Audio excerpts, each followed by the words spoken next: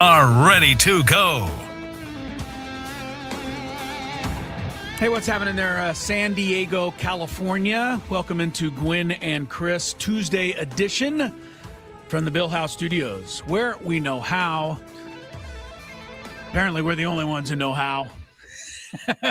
When it comes to playing baseball, Padres not too good. When it comes to playing soccer, we'll talk about it in 4 more years. That was quite the miserable evening last night. We'll try to break it all down for you. Chris Ello, Matt Skraby together today as Tony Gwynn Jr. continues on his trek down to Phoenix to get his daughter enrolled in college. So we'll sail on without Tony today. The Padres will sail on tonight with Johnny Brito having been recalled to start tonight's game. I thought, There have been reports that Germán Marquez is going to start the game, and that Brito will be the guy. After, yeah. Okay, well, however they want to do it, it doesn't engender. He's back. Either way, it doesn't engender a lot of confidence. Not with that attitude. Should it? I mean, No. Should you be confident in anything this team is doing right now? No. The first inning last night was a debacle. I don't know. Jackson Merrill all of a sudden can't track down a fly ball. I've seen him, was it a hard play? Sure. Is he a major leaguer? Yeah. That's got to be caught. That's not a triple, unless you play it into a triple, and then you get first and third and you still could have got out of the inning. But Walker Buehler can't throw the ball from me to you. He puts it into center field.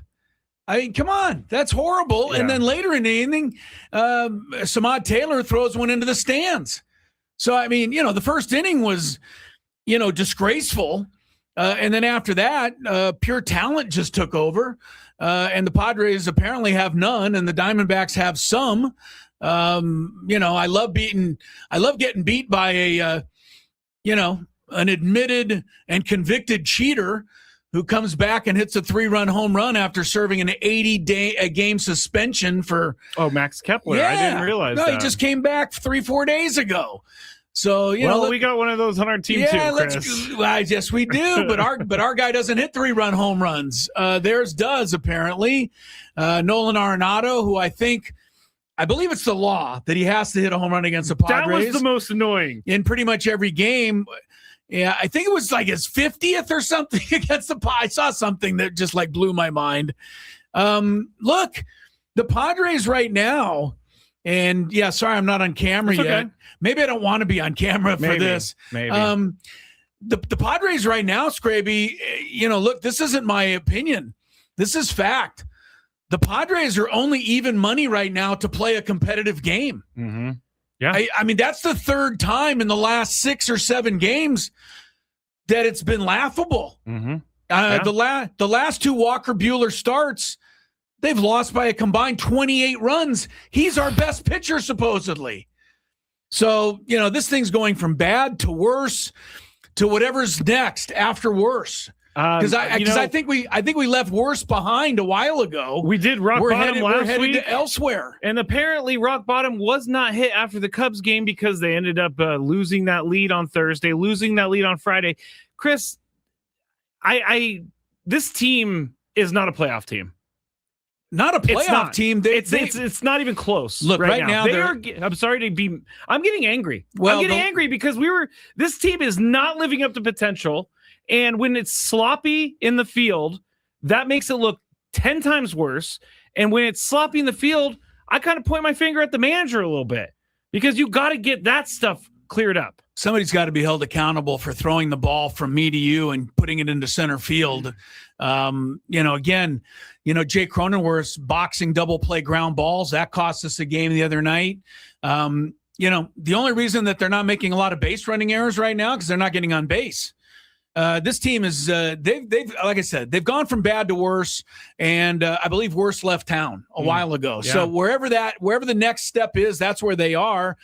They're playing as if they're the worst team in baseball, let alone a playoff team. I mean, I honestly, you'd have to call on Jim Mora and ask what he thinks. Playoffs? Yeah, that's about where. The only reason I said playoff team is because they're supposed to make the playoffs. Yeah, well, certainly the way they began the season and, playing, really good baseball. They certainly look like they were headed there for the last, it's been 42 games now, right, that they've been slumping. It hasn't just been a week. It hasn't been 2 weeks. It hasn't even been a month. It's now 42 games. That is a quarter of the season. I think they've won 15 of those games.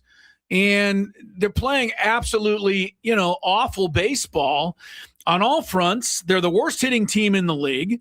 Their starting pitching is probably the worst in baseball. Their bullpen is either injured or tired or struggling.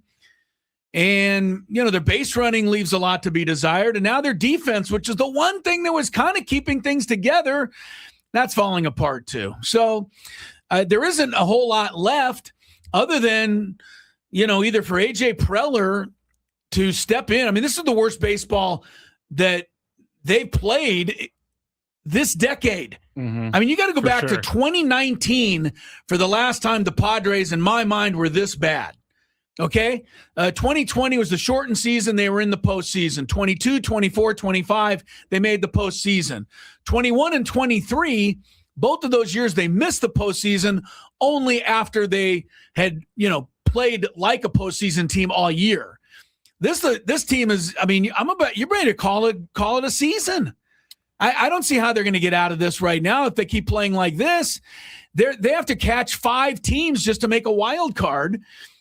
How are they going to catch anybody? They're closer to the Rockies in the standings right now than they are the Dodgers. So, I don't know any other way to put it.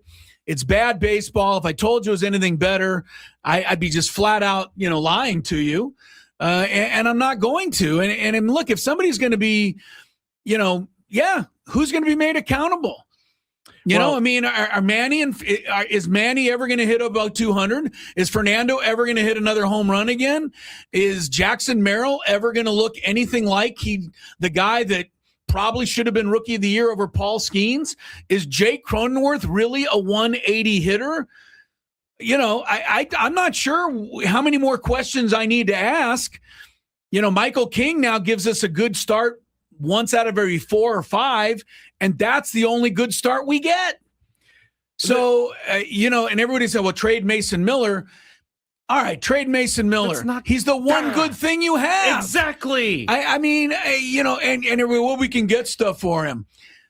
Are you sure? Are you absolutely sure you want to give away the one great thing that you have that basically very few other teams in baseball do have? Ask the Dodgers about their closer situation. Tanner Scott coughed up a 3-run lead to the Rockies last night in the 9th. So, it's, all around baseball. Pitchers are blowing games in the 9th inning, day after day, night after night. It's the one thing we have. And I know you can say, well, we never get a lead in the 9th inning, so we don't need Mason Miller.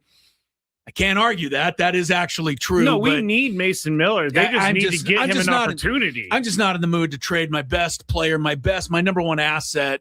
It's the only asset I feel I have right now.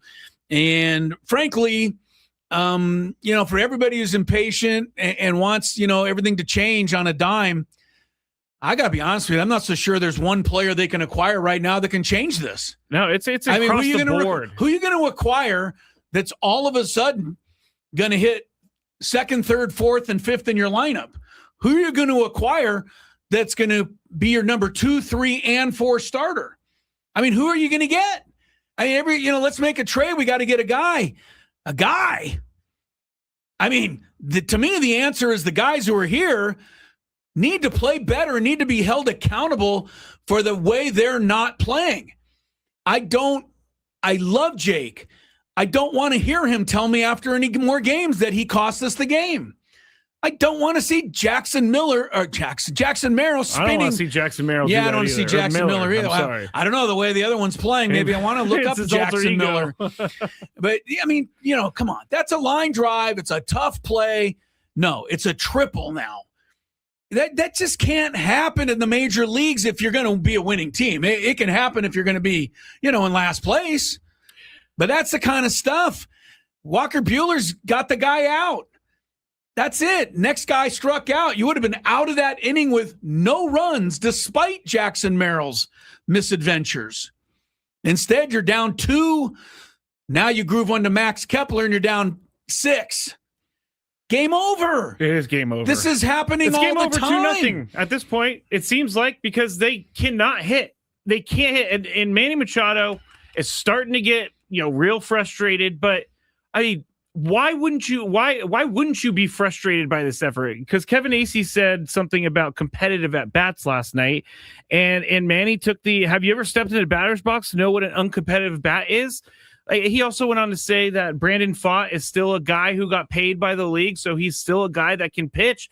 I'm tired of tipping my cap. I'm tired of doing that. Yeah, Brandon Pfaadt was a minor leaguer 2.5 weeks ago. He was only triple. Yeah, you're right. And he was had only 5.40 ERA. He was only recalled because they were desperate for anyone to come back. The guy they're facing tonight is Zach Gallen. Now, do you want to tell me that we're just going to lay down because we're supposed to lay down in front of Zach Gallen? He has a 6.26 ERA. He's been horrible all year. Feasting. Can we hit him? I have no clue. We've been shut out in 2 of the last 3 games. We've been blown out by 10 or more runs now, or 8 or more runs in 4 of the last 7 or 8 games. I mean, Rodolfo Duran better warm up. He's going to be back on the mound again sooner rather than later. This is as bad as baseball can get. And if they turn it around and they win 10 out of 11, then everybody can come back and say, hey, you shouldn't have been so impatient. You knew, blah, blah, blah. No. I should be this disgusted with the kind of baseball we're seeing right now. Yeah. You just should. Regardless of what happens. I hope they win 10 out of 11 and they get back in it. Great. But what I'm seeing right now, there's no way I'm going to sugarcoat any of this. Yeah. You can't, because there is no way of sugarcoating it. We're seeing bad baseball, and it doesn't seem like it's getting better. It's getting worse. It's getting less. They're getting less focused, and that is a major problem. That I don't know. I'm not gonna. I'm not questioning their effort. But I'm not. You're not gonna let me. You're not gonna get me sitting here looking in anybody's head and saying I'm getting less effort, less preparation. I'm not trying hard enough. I've never believed any of that stuff. What I do see is just bad baseball that can't continue. And eventually somebody's got to look in the mirror, basically 24 or 6 guys, and say, hey, enough, play the game right. I mean, that game, bad pitching, bad hitting, bad defense. How many games are you going to win like that? Not many. 8-0 is what's going to happen. All right, luckily we have a U.S. soccer team that will take our mind off the Padres for a minute. Yay! We'll celebrate their debacle. I mean, can you call that anything but a debacle last night? Why is everything in our sports lives debacles right now, Chris? I mean, wow. But again, we should expect it because it's the same thing that happens like clockwork every 4 years. More Gwynn and Chris coming up.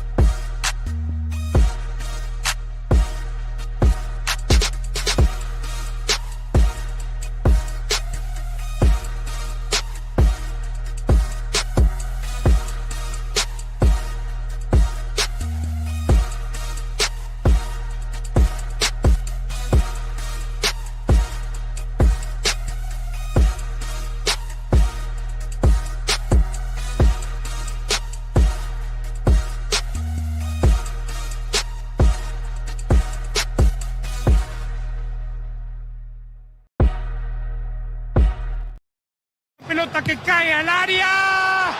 No pudo Julián Messi.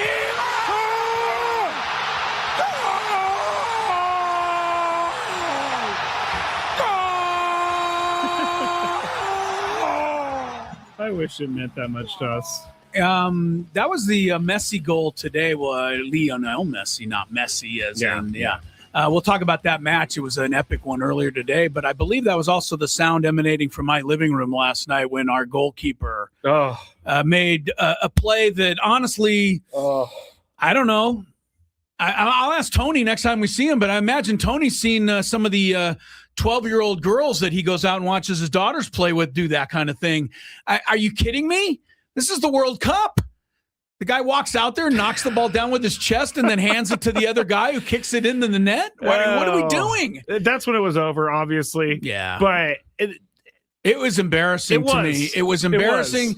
And we sat here watching the end of the match before it went off last night, and I kept telling everybody this is disgraceful. And people were texting, and you were saying, "Hey, it's early." I was trying to be I know, positive. but it never changed. It did a little bit. Yeah, maybe. Once it got 2-0, okay, then the U.S. Seemed like they were pressing a little bit back. But to me, I could describe that the match last night in one hyphenated word. What's that? We were just outclassed.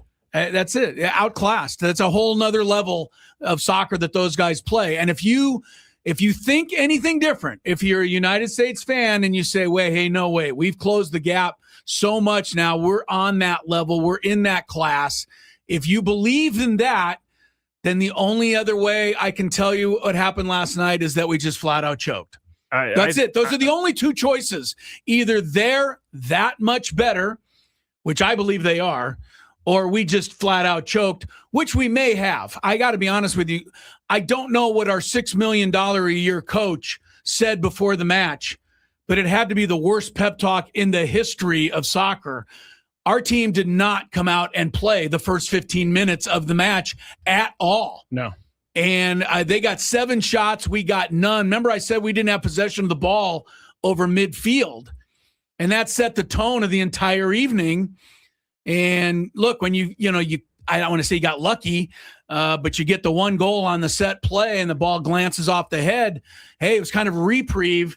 So, you take a deep breath and you go, okay, we're in this thing. No, you give up a goal 38 seconds later.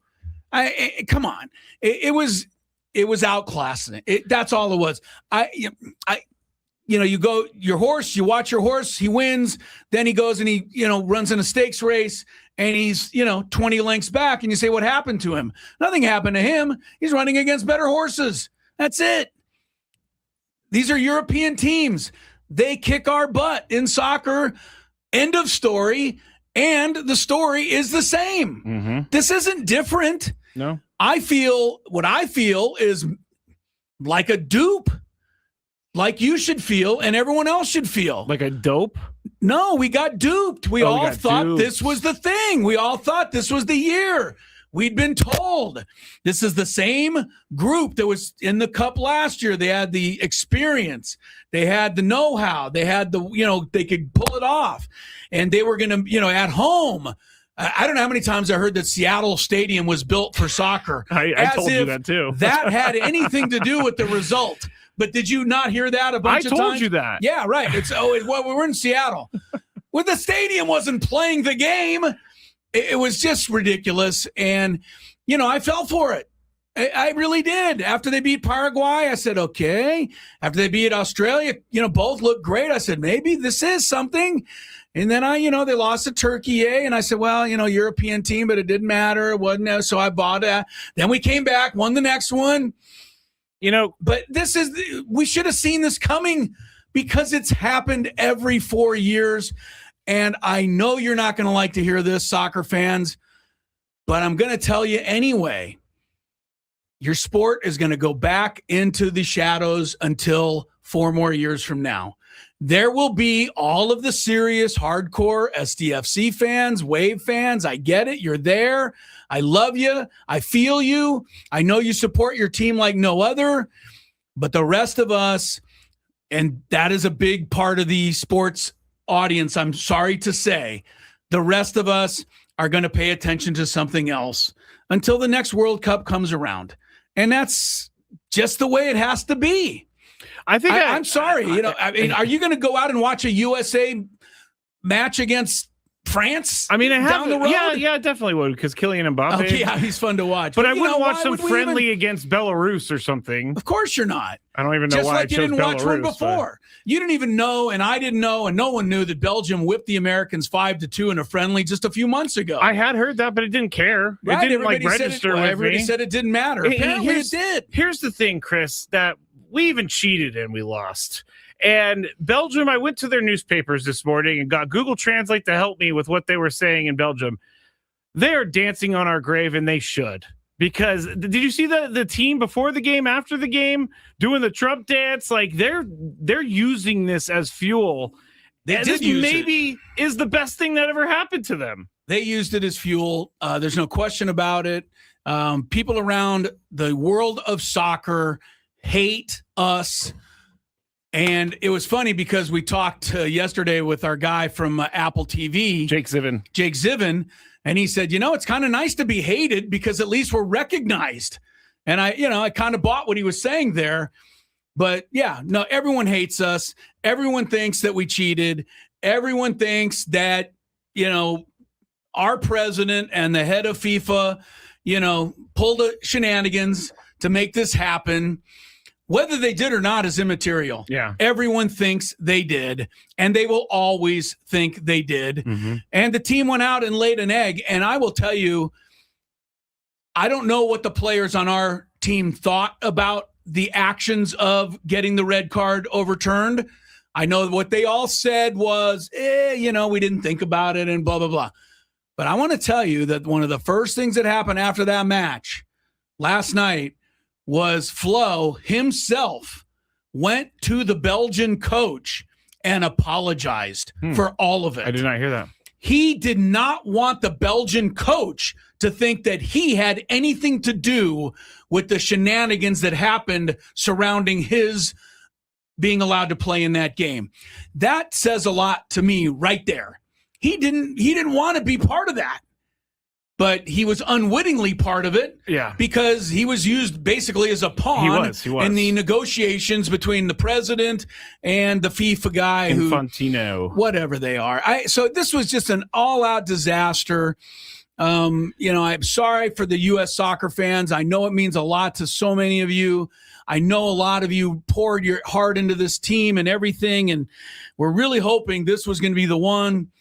And, look, our coach said after the match, as he collected his $6 million paycheck, because he got that much money because he was supposed to be the guy to turn this around. Apparently he's a well-respected coach. Well, he got his ass out-coached every which way, according to everything I read last night. There was a lot of sitting around for him yesterday. Anyway, but as he was, depositing his $6 million check last night, he said, hey, American fans, hang in there.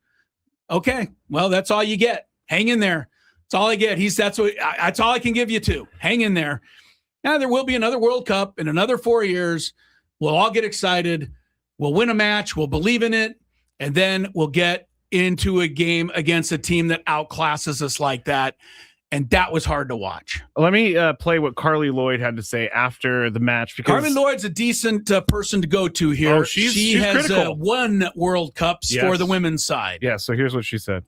No, look, it's a bit of a downer for us being out here now after this loss, but I felt like they lost the game before they even stepped out onto the pitch, and I'm not sure why, and I don't know the reasons, but just from the beginning, just chasing, tentative, scared, just not confident on the ball.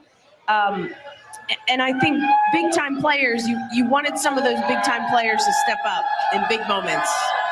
And I got to be honest, I was a bit disappointed with Christian Pulisic. I think whether he wants to be the star of this team or not, we didn't see enough from him in this particular game and really the whole World Cup. Little glimpses here and there, but, look, aside from this loss, I think... There, you get the gist of it, but she's right. Christian Pulisic, well, she wasn't right. What do you mean? She wasn't right because she said we didn't see quite enough from Pulisic. No. We saw nothing from Pulisic. We saw nothing, absolutely zero from the guy who is supposed to lead this team. Did he get hurt? I think he got hurt last night. But on top of all of the other times he's missed action and not been there to help and contribute to this team, Pulisic is a failure, in the minds of most soccer fans who only tune in for the World Cup. There's no other way to rate it. He's the face of the team. Not picking on him. No. He did nothing. So that's just another part of it all last night. That was a tough sports night for me. They could have won 5 or 6-1 easily. The USA was like Carly Lloyd said it. They lost before they went out there. They didn't show up. Sure felt like that. Remember I said if we could call timeout, we would. We need a restart, do over. We didn't get one.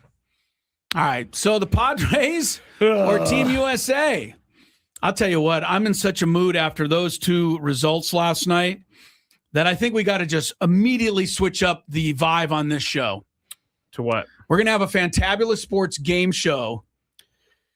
That's not a vibe I want to go to. It's going to make me even worse. It's not one you normally want to go to, but you're going to have a new opponent today. Tony Gwynn Jr. is idle. Adam Klug is going to play against you in today's fantabulous sports game show. That's right. So you can either lord over him or you'll have another person who can lord over you. I don't like this. Fantabulous sports game show's coming up. There's also an epic, and I mean epic, Wimbledon match that is going into the 5th hour. We'll tell you about that when we come back on Gwynn and Chris. Gwynn and Chris. All right, it's time for the Beaver Nuggets. So the story is somehow Buc-ee's got brought up. I think Frank brought it up. Yes. And it's a rest stop / mall / entertainment zone, super center. And someone said on the chat yesterday that they have like 100. They went to one with like 100 gas pumps, which is a lot, I guess. But while we were talking about this, Sam Levitt was in New York listening, and he goes, "Put me on, put me on, put me on." And so we put him on, and he's talking about how much he loves Buc-ee's. And so we got into the conversation, and it ended up being about the Beaver Nuggets. And so I had to order them because I find the name Beaver Nuggets very gross. I find it gross. But we're going to go with this. It's kind of like a Cheeto / a corn pop. It's like a cheese doodle. A cheese doodle. And we're going to eat them right now. I don't think these are bad, but here we go.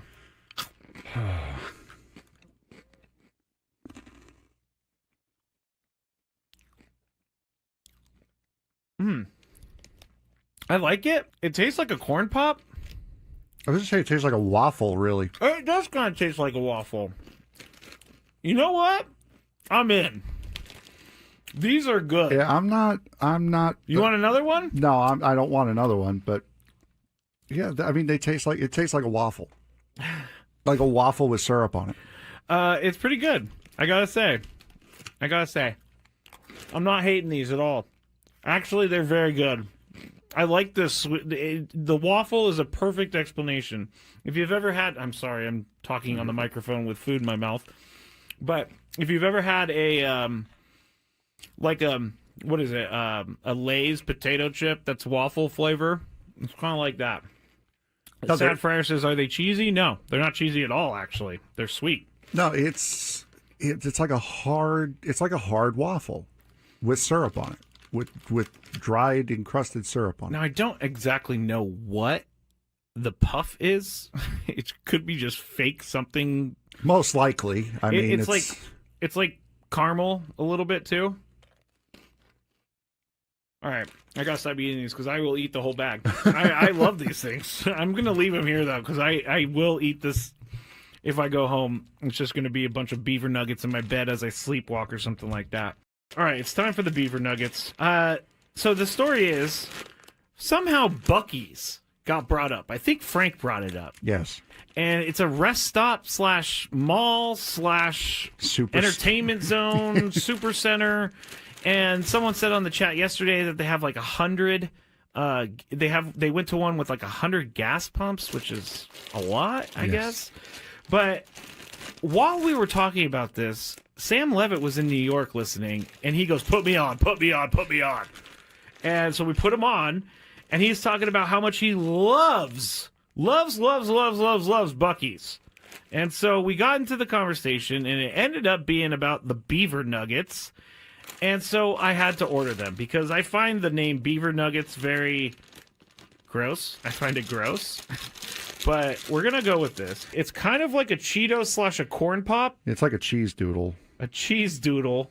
And we're going to eat them right now. I don't think these are bad, but here we go.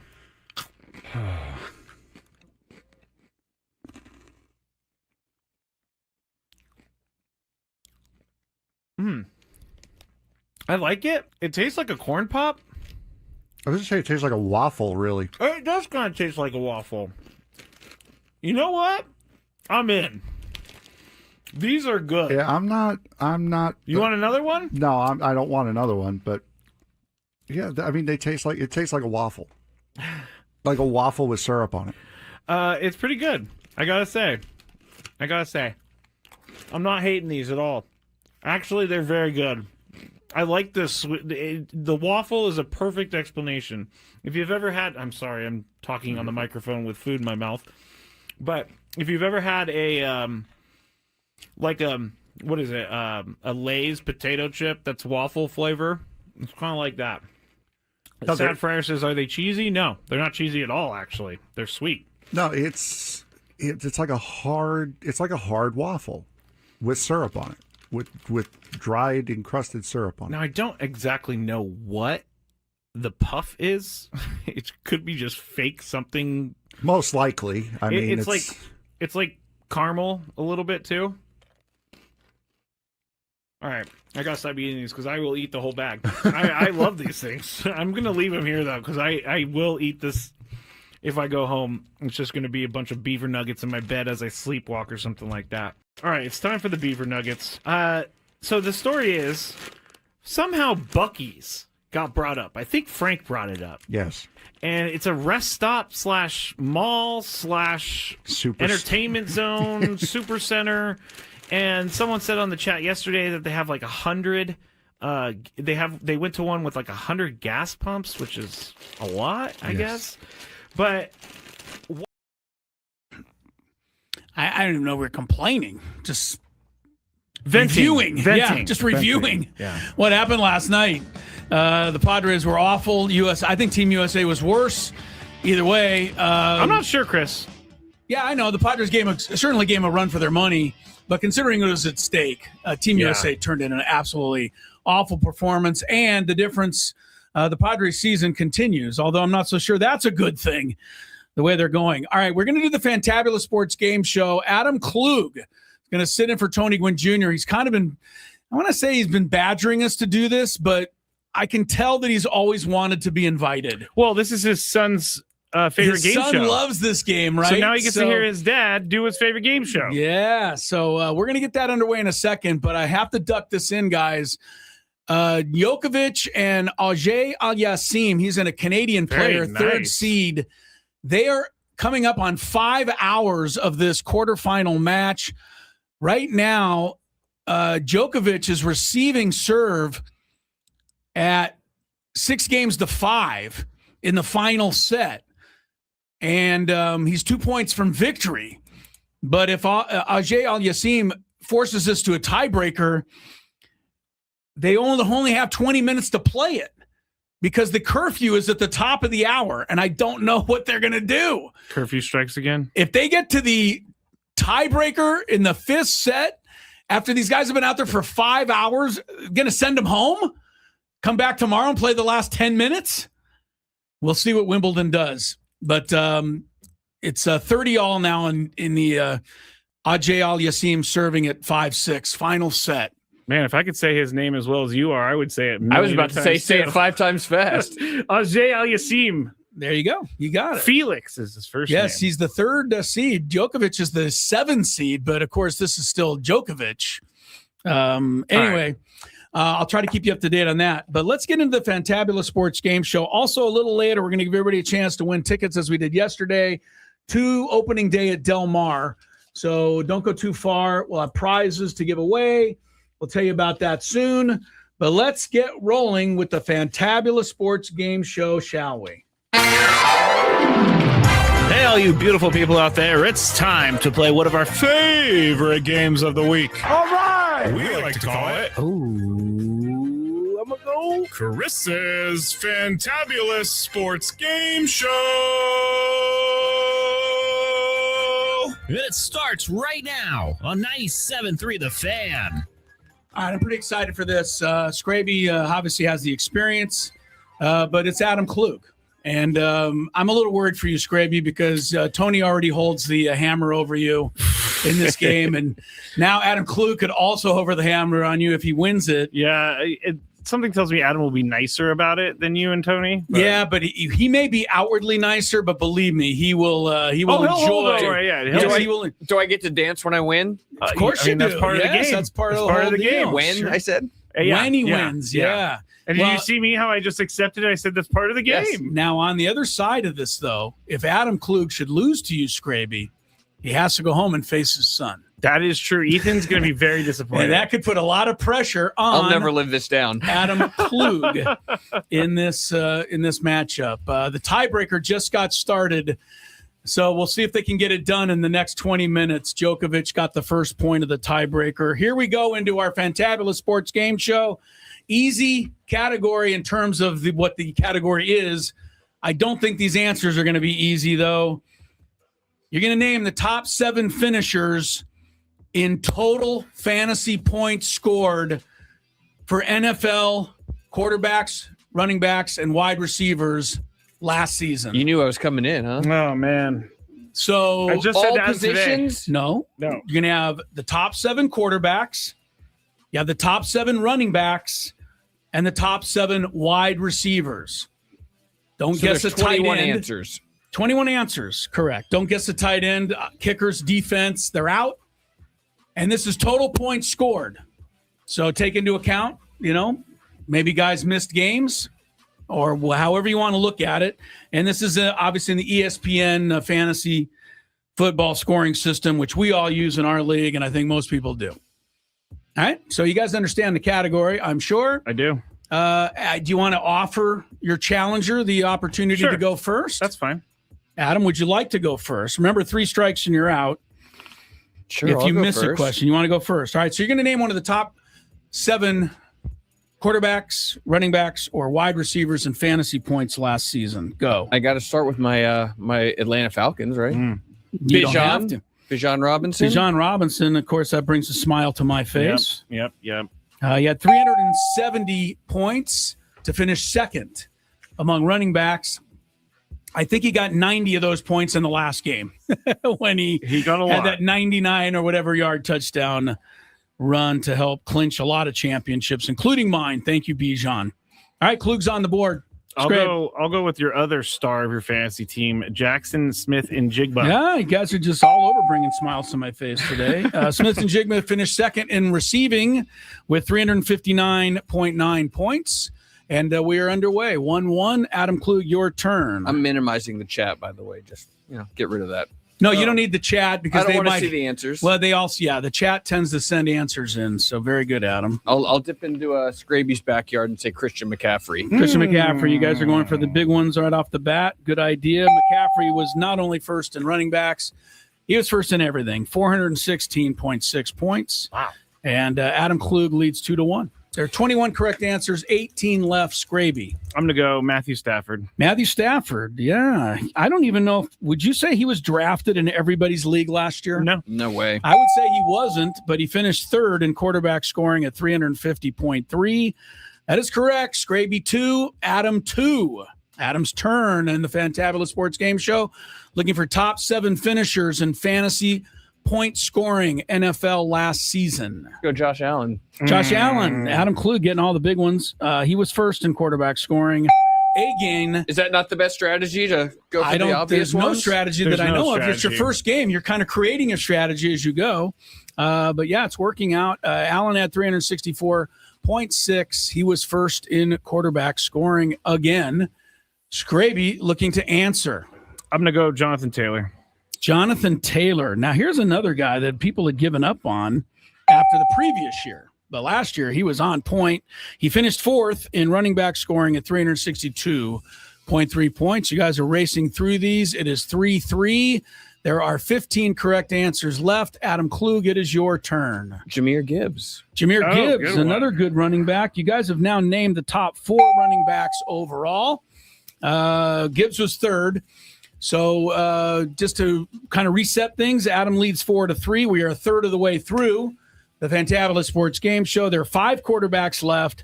There are 3 running backs left. And there are 6 wide receivers left.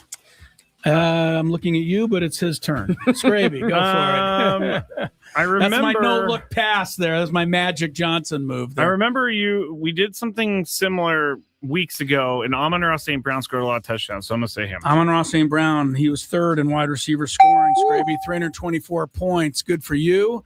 That is a correct answer. We are tied at 4. For those tennis fans that are, trying to keep an eye on this match, as I am, they're in the tiebreak. Djokovic 4-2. So he has a mini break to try to win that match. At 15 minutes on the Wimbledon clock before curfew. So we'll see what happens. And it's Adam now in a 4-4 tie. It's starting to get a little difficult. The big ones are mostly gone. I don't want to get my 3 strikes, but yeah. I'll go with Puka Nacua. Puka Nacua, yeah. Adam Klug, he's living at the top of the board. I like it. Adam Klug, yes, that's right. 5-4. Puka was number 1 in receiving, 375. Scored most of the goals against me in the first round of the playoffs, but somehow I was lucky enough to win. Skraby, you're down 5-4. There are 12 correct answers left. You guys haven't missed one yet. Top 7 fantasy point scorers, quarterbacks, running backs, wide receivers. Jamar Chase. He had a bad year last year. But it's still an amazing year. He still finished 4th. Yes. I thought he was terrible last year until I looked at the list and wait, he's 4th? Yeah, couldn't have been that bad. 313.6 points for Mar. Chase. Getting into some tough territory 5-5, here. 11 left. And no misses yet. Fantabulous Sports Game Show. We have 5 quarterbacks, 3 running backs, and 3 wide receivers. Adam, where are you going here for your next selection? I'm going to go with the player you're quite familiar with, Devon Achane. Devon Achane, I am familiar with him. The Miami Dolphins as a team had 323 fantasy points. He had 322 of them. So, yes, that is correct, Adam. Very good. Achane, a one-man gang for Miami, finished 5th among running backs.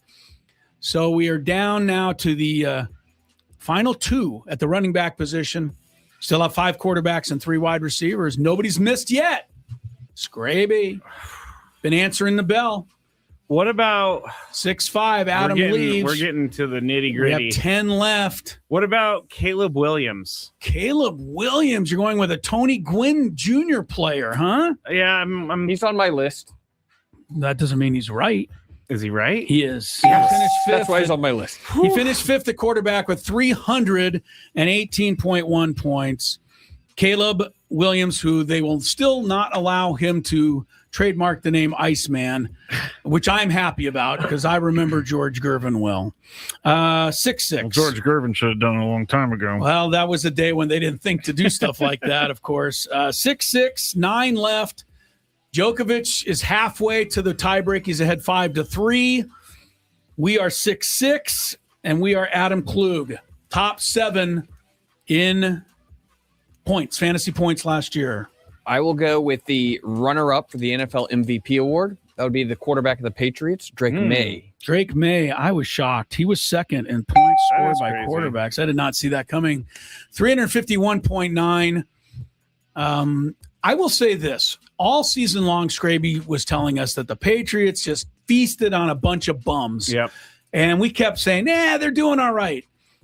In the end, I think you were kind of right. Because when I saw Drake May play good teams in the playoffs, he just didn't look very good. He looked great until They came right down to it. I also said they were going to go 5-11, so I was way wrong about that. You were way wrong, but you may not have been wrong about Drake May. We'll see what he does this year. Yeah, he still needs to prove it to me against better teams, but he did score a lot of fantasy points last year. That is correct, Adam. 7-6. Skraby hanging in. 8 correct answers left. You guys are running the table. What about in the Fantabulous Sports Game Show? These are 2 great fantasy football players, so I'm not surprised. An aging running back, Derrick Henry. Derrick Henry is our first strike of the game. What? Derrick Henry did not make the top 7 in running back scoring last year. Skraby, my deepest apologies to you, but he's not there. He sounds like he should be. He should right? be. It's Derrick Henry, but Came on strong late in the year, too. did not happen for Derrick Henry. I don't have the actual list in front of me. All I did was put the top 7 in each category. So I know Derrick wasn't there. So that opens the door a little for you, Adam Klug. You have a 7-6 lead, and it is your turn. I will go with the number 1 wide receiver for the Dallas Cowboys, George Pickens. Interesting. I gotta tell you, I completely forgot about Adam him. Klug is prepared. That for was this, good. Skrabe. You're about to go down, I think, again. No. 8-6. George Pickens finished 5th with You thought I was going 290 CD Lamb there. I did. 291.9 points. I felt good about Pickens because I steered my wife in his direction about the 14th round, and he kept her very competitive last year. It is 9-7, Skrabe, or 8-6. It doesn't really matter. Let me see how many answers. There are 1, 2, 3 quarterbacks, 2 receivers, and 2 running backs. So 7 correct answers left. 3 QBs left. 3, 2, and 2. That is right. 3 quarterbacks, 2 running backs, 2 wide receivers. It is 8-6 as the official score with 7 correct answers left. Skrabe, you need one. You have a strike. Justin Jefferson. You're going back. Strike. He had a terrible quarterback. Yeah, nowhere near. Justin Jefferson not on the list. Strike 2 for Skraby. 7 correct answers left for you, Adam Klug. You can, I don't want to say you can wrap it up, but this could give you a bit of a commanding position. He's got 2 strikes. He does. Should I flex a little bit with the 2-strike count over there? What does that mean? Let's go a little bit off the board. Oh. You're going off the board? He's going off the Not mainstream. a surefire answer. Oh, I see. So you're just like toying with him now? Now Yeah. he's just playing with Kind of his high prey. stepping into the end zone here with Chris Olave. Yeah, That's Chris the one I Olave. was thinking about. I couldn't figure out his name. Chris Olave from Mission Hills High School. I Chris almost Olave. said Kenny Stills, so that would have been the wrong guy. 268 points. He finished 6th in receiving. This is a I knew He there goes was- Justin Jefferson. Yeah, you Justin go Chris Jefferson. Olave. Yeah, Justin Jefferson was not great last year. All right, it's 9-6. Skraby, you can. Sorry, but you're in big trouble. I'm here. in big trouble. I'm in big trouble. Yeah, Justin. I'm looking. I got the list up here now. Justin Jefferson really did not do anything last year in wide receiving. So that was not a great guess. The other one was a little better. But anyway, you're down 2 strikes. What do you got? Try to stay alive. I'm trying, Chris. I know. Well, take your time. I mean, this guy You got was- 2 quarterbacks. You got 2 running backs. You got 1 wide 3 receiver. quarterbacks by my count. Sorry, 3, 2, and 1. Yes, you're right. All right. What about this might end the game. Joe Burrow. I think he missed too many games. He missed a lot of games. Did he miss games last year? Yeah, it's strike 3. All right, I Skrabe, didn't you're say out. that. I actually said Lamar Jackson. He's not in there I either. knew so it. you're I out. knew it. No! Adam Klug has won it in his debut turn in the This is- Fantabulous Sports Trevor Game Show. Lawrence? Let's hear it for Adam Klug, who apparently memorized this, Skraby. No, I knew that he was going to be You're great up at against this. these people that are just unbeatable, apparently. Trevor Lawrence is right. Jared Goff? He is not right. No. Here's who's right. Trevor Lawrence, Dak Prescott, Bo Nix. Whoa, Nix! Those were the 3 quarterbacks. The 2 running backs were James Cook and Chase Brown. I thought he had a terrible year. He must I have did snuck too. in. I did too. I had Chase Brown written down. And then the last did you? wide receiver was Zay Flowers. He was on my team and he was terrible. And Adam wins 9-6. Ethan will be proud of him.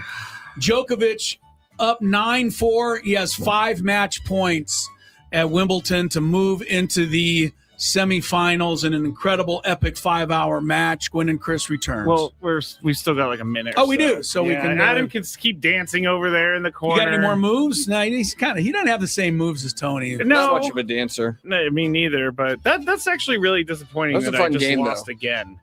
You knew just I was lost coming in. again. I thought you were going to go Atlanta sports icons there, Chris. Atlanta sports icons. Because I would have been what's so funny? good at that. I did go Atlanta sports icons, but there was only 2 correct answers. Ow. So that was Look. if the game would have been over. After Tommy Nobis, Novus. and you know who Tommy Nobis Of was? course. All right. He was one of the first hero Atlanta Falcons. He was a middle linebacker back in the My expansion days of the 28-3 Falcons. Demons were excoriated today when Tom Brady declared that Egypt blew it worse than the Falcons in the Super Bowl. Wow. Tom Brady On just Twitter. dancing on your grave like 10 years later. Never gonna I get think past that was just his 28-3. way of bringing up his greatness one more time. Yeah, we didn't need it, Tom. Djokovic has won it in the tiebreak, 5th set, 5 hours. He goes to the semifinals. I don't know if he's any good at tennis, but this is his 55th career Look at this dance he's major doing. semifinal. And he's dancing like he just won the Fantabulous Sports Game he is. Show. Oh. We'll be back.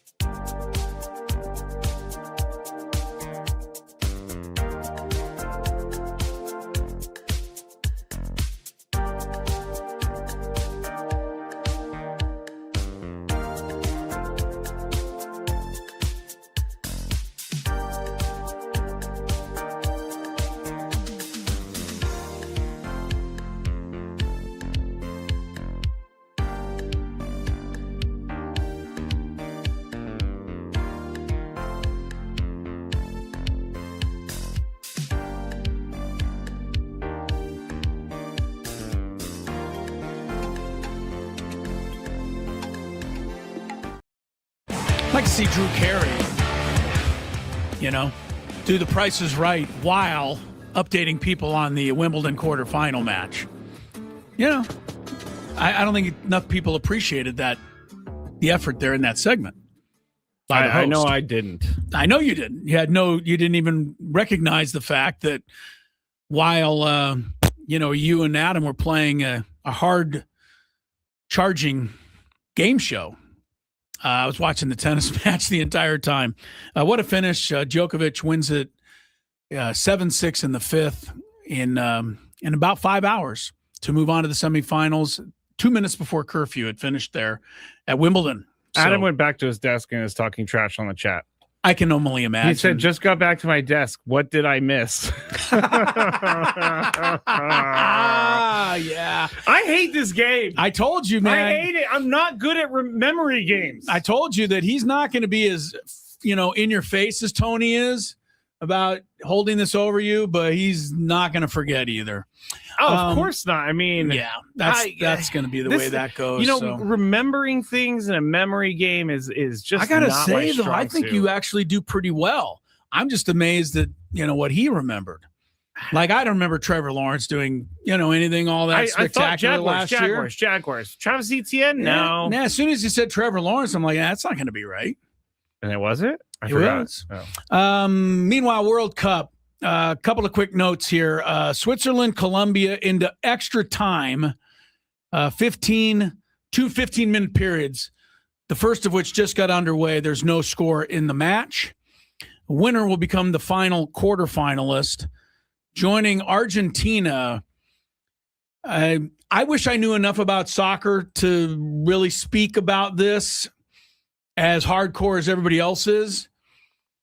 But from what I can understand, unless you're Argentinian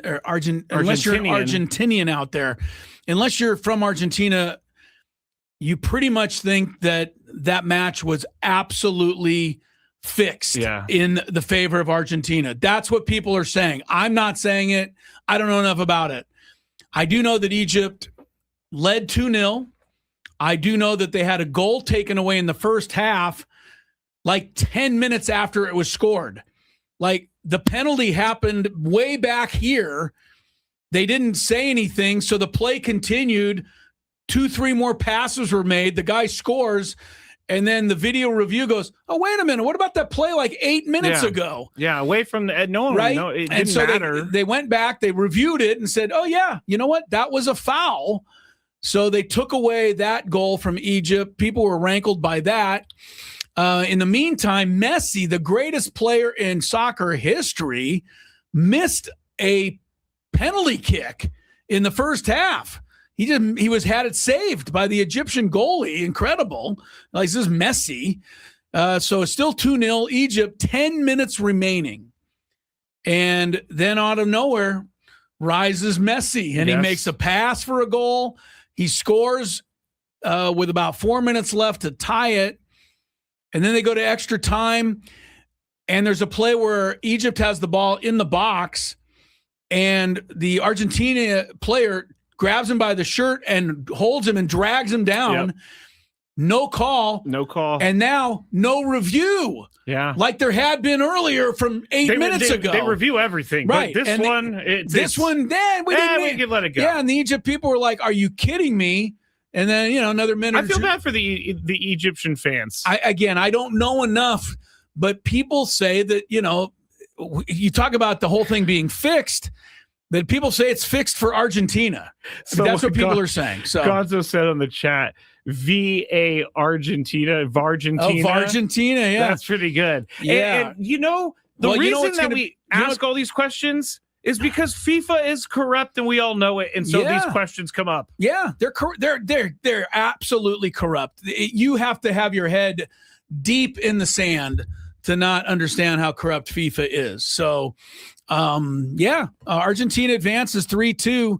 I will say this, Argentina did score the 3 goals. Like they had to do that. They're pretty awesome too. But, Egypt had at least one taken away and another one that at least should have been reviewed and was not. And so Messi advances like the naysayers would say, Messi advances because FIFA wants him to. Adam makes a good point in the chat. He said the legit takeaway is that they're using VAR for things they aren't supposed to, which seems to be true. Yeah, I don't know, but I do know. I'll say this about VAR. This goes back to my argument that I've had about, NFL replay, Major League replay, baseball, etc. I want everything to be right, just like you want it to be right. But I don't want, after every NFL game, the focus of the game to be on some video review. Do you? No, not at all. I don't either, right? You want to be talking about a great play that some guy made, or a tackle, or an interception. You don't want to be saying, hey, they lost that game because the booth overturned that call or didn't overturn it. Well, luckily that didn't happen in the NFL more than, 10 times a year. Yeah. It happens too much. But in the soccer, in the World Cup, it seems like it's happening almost every match. They go to the VAR a lot, and it just is surprising that it's not consistent because they should have reviewed that play. They're reviewing everything, but they don't review that one play. It does seem like Egypt got really hosed, but again, I don't know enough to say Argentina will play either Switzerland or Colombia. That one is still to be determined. All right, into hour number 2, and today's. How are we supposed to pick these soccer matches when they're fixed, Skraby? I need to call up Infantino. We'll try anyway in the fantabulous Daily Gambit. Yeah. Do you like money? I think about money a lot. Do you like money without doing anything? Winning. Do you want to make money while watching sports? I think Washington is immortal luck. Washington! Woohoo! If you answered yes, this is your segment. Just don't blame us when you lose. Nothing is ever your fault. It's your game. Take it. Gwynn and Chris go through the top bets of the day in the Daily Gambit on 97.3 The Fan. Daily Gambit is our daily sports betting segment here on Gwynn and Chris. Please, everybody, gamble responsibly. We are broadcasting live from the Bill House Studios where we know how, and we made some bets last night. I think we bet with our heart on a few of these and not with our head. USA minus half a goal against Belgium, which, looking back, that was the wrong line. That turned out to be a wayward line for sure. Yeah, we both chose USA, and as we all know, we're going to say that the totally outclassed team is favored. Yes. You know why? Because they're playing in that Seattle stadium. Remember, they can't lose in that stadium. The sound gets funneled back down towards the field, Chris. What does that have to do with, who wins the game, the match? I will not blame this on the Seattle fans, okay? I'm not blaming anybody. I'm just saying that we lost fair and square because we're not as good. What did I say to you? Say whatever you want. We're not as good. What did I say to you last night when we were like, maybe the phone call wasn't the greatest idea? I said, ball don't lie, Chris. Ball don't lie. Well, there are those people out there who think the karma got us. Possibly. It may have. Or it may have contributed. But just weren't that good. But with all due respect to, the president and him trying to, do what he thought was right, if you really believe that had something to do with this debacle, I got another. This was such a mismatch. I don't think it mattered what happened. Yeah, we all got duped. Everybody said Belgium wasn't playing well. Right. Belgium's a lousy European team. Oh, Belgium's easy. Well, thank goodness that we lost then, because what would have happened if we played a good one in Spain in the next round? 9-0. Yeah, might have gone to double figures. All right, I did get this one right. Over under total goals of 2.5. It was 5. I said over. U.S. Belgium over under 9.5 corner kicks. Both of us said over. Both of us were wrong. They had 8 corner kicks. Padres were only a half-run favorite on the Dbacks yesterday. We went Padres. They lost 8-0. Over under 8.5 total runs in the game last night. We went under. It was under Tatis or Corbin Carroll, who had more runs plus hits plus RBIs. We both went Toddy. Corbin Carroll had a hit and a run, so that gave him 2 in wins. Yankees minus 1.5 at the Rays. You went Yankees, I went Rays. Yankees went 5-1. Sparks minus 4.5 against the Storm. We both went Sparks, and the Storm won 85-64. Storm? Yeah, Storm stormed away with the win. There's a storm warning.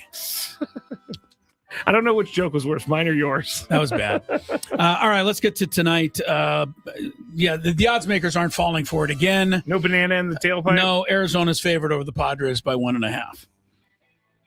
I don't know. Have they been watching the Padres play lately? 1.5. It's the standard line. Yeah, I know it is. I'm just saying we haven't. It could be 3.5, though. It should be 3.5. Where are you going to go with? I mean, Zach Gallen has been awful, but we can't hit anyone.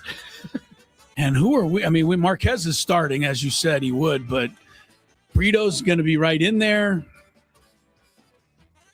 God, I'm going to go with Arizona. Sorry, I've lost faith. Yeah.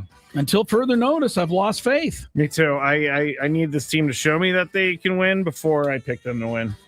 9 runs over-under for this game. Arizona Padres, 9 runs. What was the over-under last night, did I say? 8.5. Oh, and it got 8. Yeah. Yeah, Padres did not do their part. They scored 0 runs last night. Yes, they did. I'm going to go under. Second time in 3 games they've been shut out. I mean, that is, and you know what's funny? That's almost a footnote to everything else that's wrong. Yeah. That's true. Tatis, 1.5. What did you say, under? I said over. Oh, okay. Because these 2 pitchers, I got to believe it'll be over, but who knows? Tatis, 1.5, over under total bases for him. So a double would put him over. He doesn't hit doubles. He might hit 2 singles, though. I'll give him the benefit of the doubt and go over. Yeah, I'll go over as well. Okay. Tampa Bay tonight is favored by 1.5 over the Yankees. Last night, the Yankees won behind Schlittler. Yeah. Who's been the man. He has been the man. But tonight, Tampa Bay with a 3-game lead over the Yankees in the standings. What do you like? Tampa Bay at home. I don't think the Rays lose back-to-back. I'll say Rays. All right. I think Aaron Boone had that look about him last night. Yankees are back. Oh, they're back? Yeah. I'll take the Yankees. Skubal pitching against the A's, -2 strikeouts versus Paul Skeens. Skeens is pitching against the Braves. Ooh. Skeens has been very, very mediocre of late. Very pedestrian. Is it me? No, it's me, and I'll take Skubal because I don't trust Skeens at the moment. He's been not good. I'm going to go Skubal, too. Skubal. I think he just threw 9. Going to go to the future Padre, Tariq Skubal. Oh, yeah. Yeah, it's ridiculous. Everybody's going, we got to trade for him. We got to trade for like 9 new players the way we're going right now. About the trades real quick, I appreciate you sending me trades, but send me realistic trades. They're not getting rid of Xander Bogaerts for like a major league ready player. It's not happening. Even if they did, what would it do? What is one get the player going to contract do? off the books. No, That's I get that. But, I mean, you know what I'm saying, though. What is one player going to do? This is a team-wide mess right now. It certainly This isn't is. one player. All right, let's go to Wimbledon tomorrow. Our guy, the erstwhile San Diegan, Taylor Fritz, is in the quarterfinals, taking on number 2 seed Alexander Zverev. But because it's on grass, Fritz is favored by 1.5 games to get to the semifinals. Can Fritz return to the semifinals for the second consecutive year? Skraby, it's your pick. I'll go with Fritzy. You going with our guy? Yep. Zverev is not, he's not as good, right, on the grass. Fritz should win, but he won't. I'll take Zverev. New York Liberty, 6.5 over the Dallas Wings. Tonight, this is a good WNBA matchup. 2 of the better teams in the league. I'm first. Dallas has been better, but not in the Big Apple. I hope they got the garden cleared out for tonight's game. Yeah. Got all of the statues and garden furniture out of there. I don't know if employees were allowed in to see the castle that was built. Has anyone seen it? I don't think so. I don't think anyone's seen it yet. And that's fine. I don't really care if you want to keep your wedding private, but you did invite the entire world to Madison Square Garden for your wedding. So. Well, and I'm just going to say it right now, how mad I'm going to be if I found out that People Magazine or one of these things had to pay $5 million for exclusive photos, as if. I'm sure they probably will. Yeah, well, because Taylor and Travis need, just a tad more money. I'm they not already inconvenienced like all of New York City. Yes, they did. So they shut down a lot of streets, and there are a lot of angry New Yorkers. Yeah. I went with the Liberty. Who'd you go? Dallas. Wings. And then one last, Beckers for Dallas, -1 point against the great Brianna Stewart. Beckers is favored by 1. Who do you like? I will go with Beckers. Beckers on the big stage. I'll take Brianna. She still brings it. After all these years, Brianna Stewart, probably the most decorated college basketball player other than Kareem Abdul-Jabbar ever. Well, she went to UConn, so. She also was Player of the Year 4 times, and they won it 4 times. Don't know how you can be more decorated than that, frankly. Gwynn and Chris takes a break. This Switzerland-Colombia match is going into the second extra 15 minutes, still scoreless. The final berth in the World Cup quarterfinals on the line. More to come.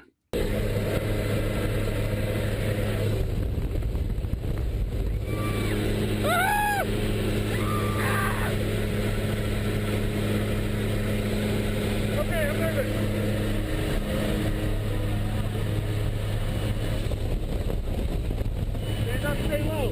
Hands on the heart. Stay low.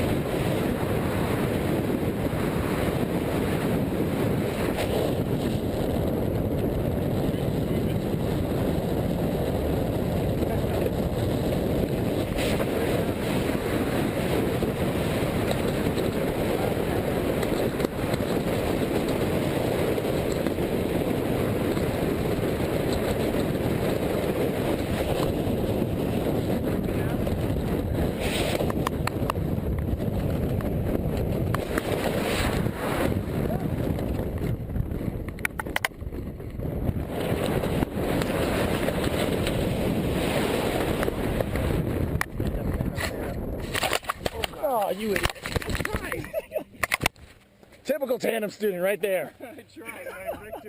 I wrecked your good job, buddy. Fun, huh? You need help with anything?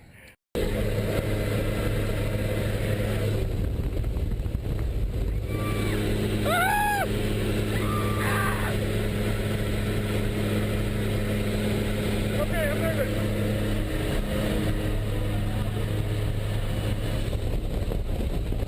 Stand up, stay low. Hands on the heart. Stay low.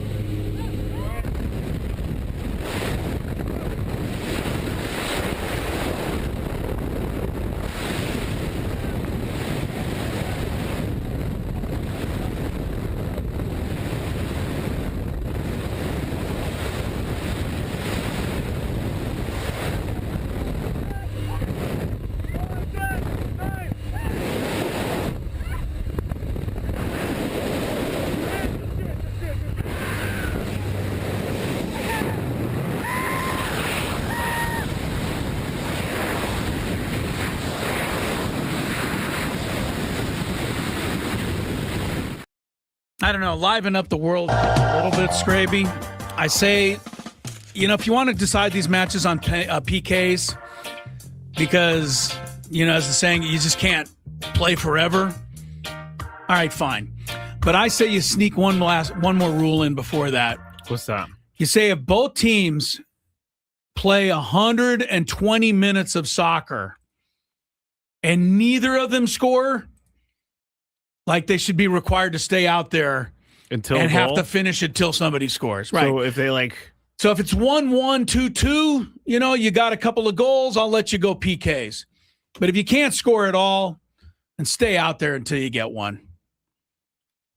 I don't know if that's the best not gonna use happen. of time, but I'd rather. I just feel like they should be required. Somebody should be required to score one goal. By the way, it is incredible when someone saves a penalty kick. Someone saved a Messi penalty kick today, and I was like, "What? They stopped one?" Yeah. It just seems, or move the penalty kick circle back a little bit. It's very close. Well, speaking of penalty kicks, they're 10 minutes away from that. Switzerland and Colombia, no score. Gwynn and Chris with Tony Idle today, continuing here on 97.3 The Fan. We got a couple of hours to go. We're going to talk a little bit about San Diego State's entry into the Pac-12. Been waiting a lifetime for this, Skraby. Unfortunately, what we finally got is not what I was necessarily waiting a lifetime for. No. But we'll talk about it with Kirk Kenny and some of the other goings on on the Mesa here shortly. But right now, Padres are going to, I'm going to give Craig Stammen this bit of credit. He keeps trying to change the lineup, hoping something will work. He definitely does. And he's done it again tonight. Here we go. Yes. Leading off, Ferdinando Tatis Jr. playing right field. Batting second, Jackson Merrill back up there playing center field. Xander Bogaerts back in the lineup playing shortstop. Batting third, Manny Machado third base cleaning up. Gavin Sheets DHing in the fifth spot. Jake Cronenworth at first base tonight batting sixth. Luis Campusano catching at seventh. Samad Taylor left field eighth. Sung Mung Song playing second base batting ninth. And Herman Marquez pitching. I'll be honest with you. Right now, things are so bad that about the only player right now that I'm hearing anything nice said about is Sun Mun Song. That's how low we've fallen. Like he's starting to kind of hit the ball. He went 0 for 4 last night, so that put a little damper on it. No, but he made a great defensive play. Made some more great defensive plays last night at shortstop. He's making them at second base. He's starting to bunt a little bit. He's hitting some balls off the wall. He's stealing bases. I'm trying to find something, Skrabe.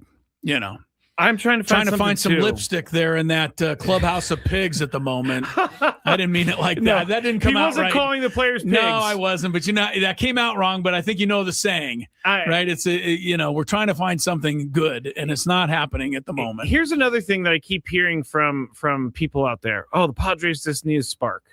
You don't think that being 5 games or whatever they are out of the wild card is enough to spark a team into trying to play a little bit better? Like this has been bad. This has been a terrible stretch of baseball. And I don't see any difference. As I said it earlier, it's been a terrible stretch of baseball, not for a week, not for 2 weeks, not even for a month. It's been 43 games now. I don't know that we can 2 wait. games under 500? Yes. They're 15 and 28 over 43 games.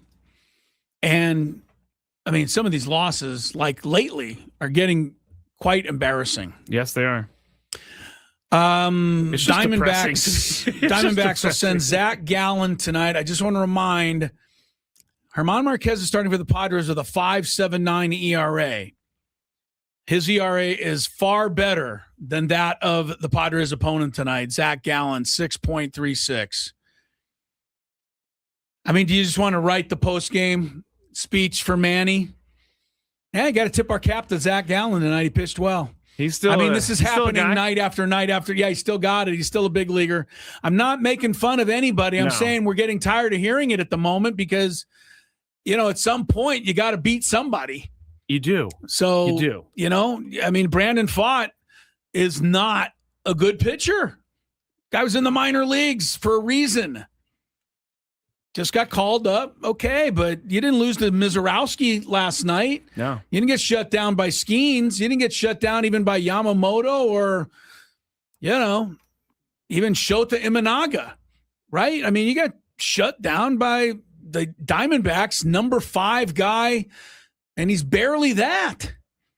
So I think the scariest at some point you have to look and say, this can't keep happening. I think the scariest part to me is that starting pitching has completely disappeared. And the game, and we're giving the offense a hard time. When you're down 6-0 in the first 2 innings of the game for maybe the 15th time in the last 40 games, I think that would be depressing. And I think that would be hard to get back into it. Yeah. It's all the way around. It's happening quite often. You know what? And ABS challenges have gotten worse somehow. They were out of him in the 3rd inning last night. They've gotten worse. On 2 inane calls that didn't matter. And now they're out of them. I laugh so I don't cry. I know. They're so bad at ABS challenging. So we're golfing today. This connects to the Padres, I think. We're golfing today, and one of our guys, Scott, on his tee shot, Skraby hits it not left, but left. Is he okay? He's a right-handed golfer. Oh, so he hooked it way left. He didn't even hook it. He just hit it that way. He straight left, and he's like, "What am I doing?" I don't think I've ever seen a right-handed golfer do that. Yeah, we had neither, and he's good. He's a good golfer, Scott. If you're out there, he's a good golfer. Shoots bogey golf, but this, tee shot was just wayward, right? Yeah. So that was terrible. He goes, take a mulligan. We allow a mulligan every now and again, and a shot like that, why not? Hit it pretty much the same the second time, almost the exact same. Bottom line. And no, he throws his hands up and he goes, "What am I doing?" like that. And one of the other guys in our thing just deadpans in the cart. John, he goes, "You're hitting it left." And it was just, the timing of it was perfect. And I bring it up because it's kind of like the answer to the question I'm getting, you're getting, Adam's getting, everyone connected with the Padres or any media is getting. What's wrong with the Padres? And the answer really is very obvious. They can't hit and they can't pitch. End of story. Yep, that's it. Yeah, you want to ask more? There's no other things. Or as the kids say, full stop. Okay, yeah, right. Yeah, end of story. Right, okay, full stop, yeah. They can't hit, they can't pitch. I don't really need to tell you a whole lot more. No. So, all right, we'll take a break, come back. Kurt Kenny will talk a little San Diego State with us. We'll get our mind off the Padres for a bit. I truly reached out to Kirk because I was like, I can't do a Padres thing today, and I can't do a Team USA thing. Aztecs are going to make us happy. Hopefully. Yes. From the first pitch of the year to the biggest.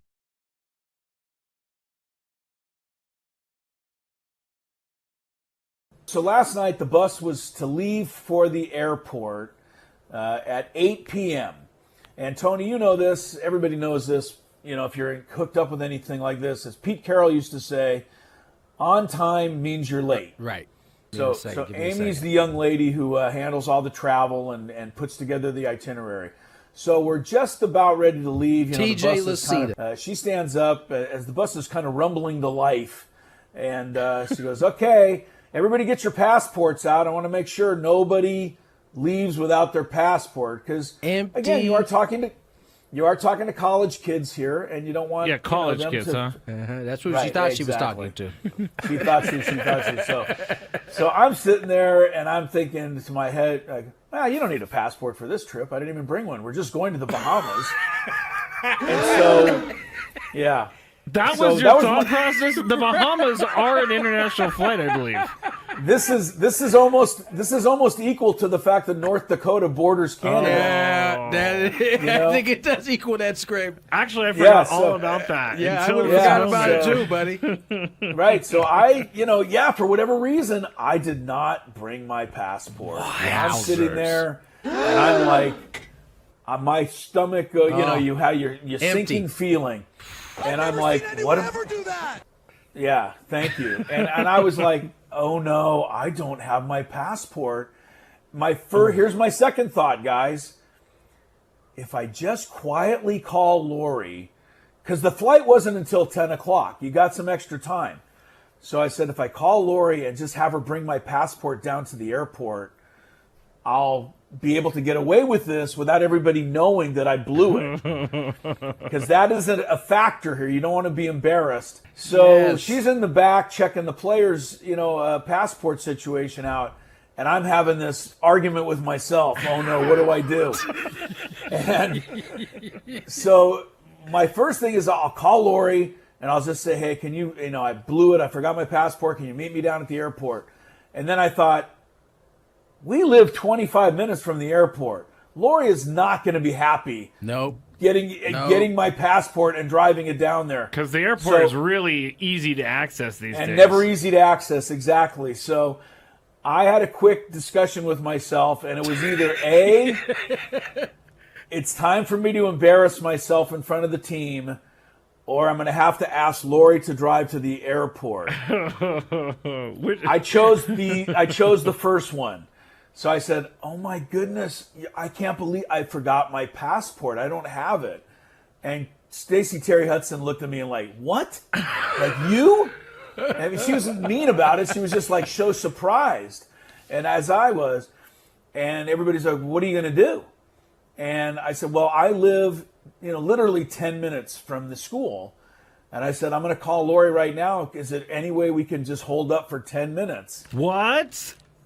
That's all. It was either that or make Lori drive down, Skraby. You got to understand my options here. They're very limited. I get it, but I think your mistake means that you have to do the hard one. Yeah, you have to deal with the hard part. I agree. Well, this didn't turn out a whole lot better. Amy, it's her first year on the job, but she's a very nice gal, so I don't have any really, I don't have any cachet with her yet. And she's like, looking at her watch, looking at Coach Stacey Terry. She's like, 10 minutes, because that can be a little... That's stressful. Well, it's stressful. And she doesn't care. Her job is to get everybody on that damn plane. Right. And a lot of times what we don't know, the traveling party doesn't know, is they've already called ahead and talked. They have a travel agent that's going to kind of expedite the process a little bit.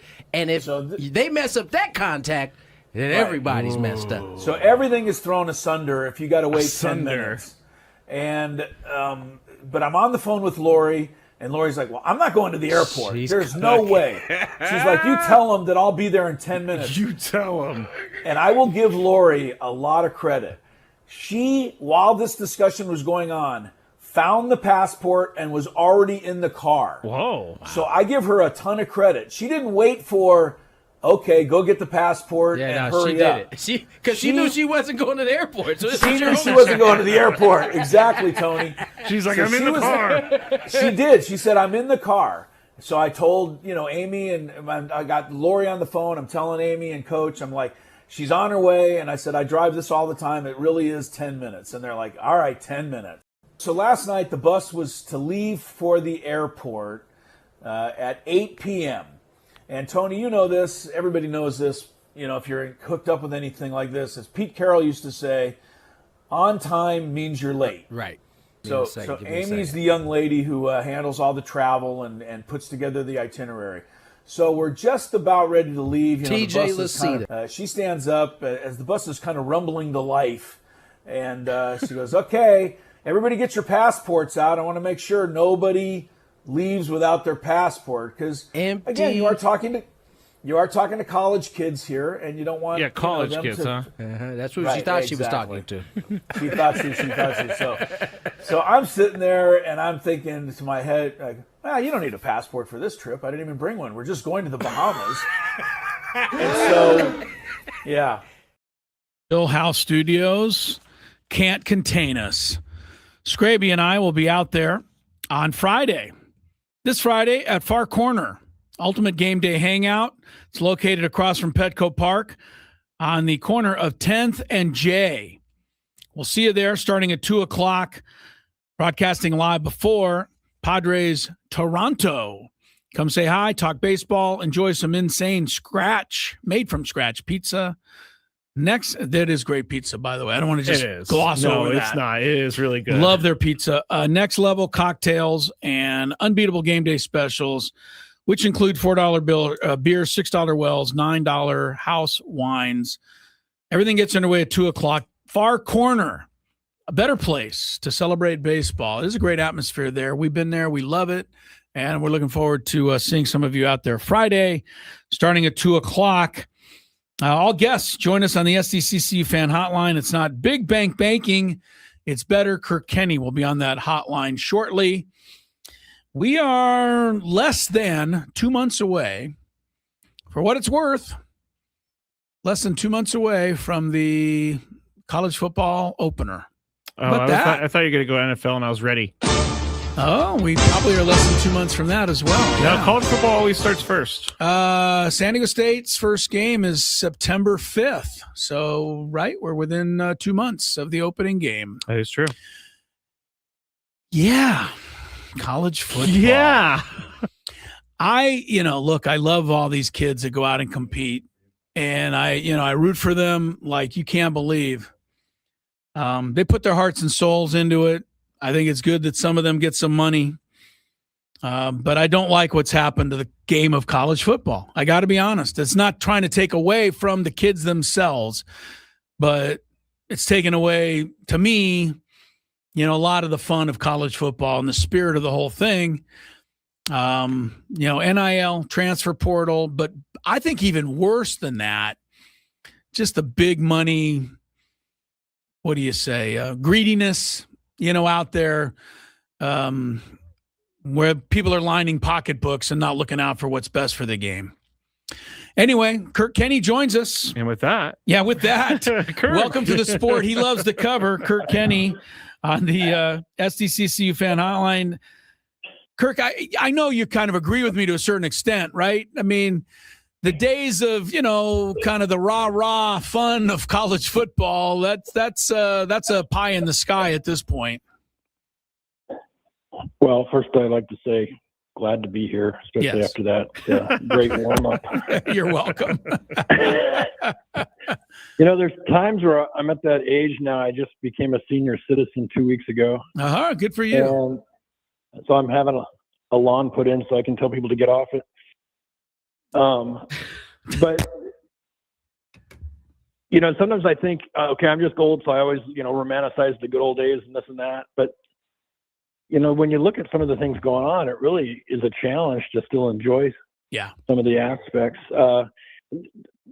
30-some years ago, I worked for a guy, and he had a saying about America, and he said, we take something good, we make it great, and then we ruin it. And you can apply that to almost anything. Yeah. College football's not alone. It's not alone. No. But at the same time, we are, at long last, into the Pac-12. And if I haven't officially, 6 days ago, July 1st was the day that we officially became into the Pac-12. Kirk, give us, first of all, we all know it's not the Pac-12. We all dreamed of it being. But what credit is due and who's due the credit that we're at least finally able to get to this point? Because I do feel like this point at least has the potential to lead to something else, whereas I felt like the Mountain West Conference, we never were going to get anywhere. Yeah, I think the gotten pretty tired of the Mountain West. One difficulty with that is the Mountain West, some of the lower level teams in the Mountain West, they just were not going to try to compete on a higher level. And so I think that was going to drag the conference down to some degree. So I think one of the good things about the Pac-12, they took kind of the cream of the crop of the Mountain West by and large and added Oregon State and Washington State. And then they brought in Texas State to give them 8 teams for football. So the key, I think, will be, can they be the 5th best conference and get an automatic berth to the playoff? And then, like you said, I think, the only thing that's constant is change. And these ever-evolving conferences, I think we're going to see more big change in the next 5 years probably. And this, I think, better positions them to move along with that change rather than being still in the Mountain West for years and years to come. Talking to Kurt Kenny here on the SDCCU fan hotline. It's not big bank banking, it's better. And we were texting a little bit earlier about how the Pac-12 is going to be perceived amongst people out there. And you also dropped this, that they're not going to be having a media day this year because they're electing to save that money and use it for other things throughout the season. Do you think that's a good or bad idea? In their case, I don't think it's a bad idea. Some of the biggest, SEC, Big Ten, I think they get a huge publicity out of their media days. When I'd go to the Mountain West media days in Vegas the past decade, I don't know that they really got that much out of it. And from some of the people I talked to, coaches and players, that they didn't think it was that great for them. And in fact, as media, I don't know how much I got out of it. I remember a couple of years back, Fresno State had a quarterback, Jake Hayner, and I had a really good interview with him in July, and waiting for when the Aztecs played Fresno State. Well, by the time they played, he was hurt and wasn't even playing, so I had no story to do. So there's times where, they bring everybody together, but I just don't know how productive that always was. And it was good to have some extra time just to spend with the Aztec players and coaches there, but some of the other players that they provided, I don't know how much extra that gave us for coverage. San Diego State, when do they actually come in and get going here in earnest for the September 5th opener? I know we've been through spring ball and all of that. Where are we on football right now? What are there are rules still in place of how much you can practice, or has that even gone away? Yeah, there's still rules. I don't know how much they have to be followed anymore. Okay. I mean, it's true. It's true. Yeah, okay. You're pretty much, if you want to go 24/7, you're good. Yeah. They've been doing summer workouts, conditioning, and then on August 5th they will start camp, which is exactly a month before the season opener against Portland State at Snapdragon Stadium. Portland State is the season opener, huh? Yes, it is. Okay. The Vikings. Yeah. Yeah. That seems like the a one's weird not place to have Vikings. Yeah, right. Yeah, Portland State. I didn't know that Oregon had Vikings. The Vikings. Who's their most famous alum, Chris? Neil Lomax? Yeah, that's what I would guess too. Okay. I don't even know who that is. We're talking to Kirk Kenny here on the SDCCU fan hotline. It's not big bank banking. Yeah, we'll just move on from you. Yeah, your lack of knowledge disturbs me. Who is he? He was You've heard of the Civil War, right? Yes, I've heard of the Civil War. He okay. He quarterbacked after that. Okay. He was for the Cardinals, and pretty good actually for a bad Cardinal teams. He threw for a lot of yardage. I think I might need a trivia contest between the two of you. Because Chris says move on. No, Kirk's he's very unless it's TV stuff, then I think Chris would have me on sports. Yeah, Gunsmoke trivia would be great. Anyway, Sean Lewis. Green. Sean Lewis coming into his 3rd season with the team. Now, I like Sean Lewis because he seems like he's bought in with San Diego State. He doesn't seem like he's got one foot out the door. I also know that you have very short amount of time to prove yourself as a coach of the team. Do you think there's any added pressure on Sean Lewis this year heading into his 3rd year? I don't think anyone can put more pressure on Sean Lewis than he puts on himself. I mean, there were several weeks, I think, where he was sleeping in his office rather than going home just to save the extra time driving to focus on trying to get a win that week.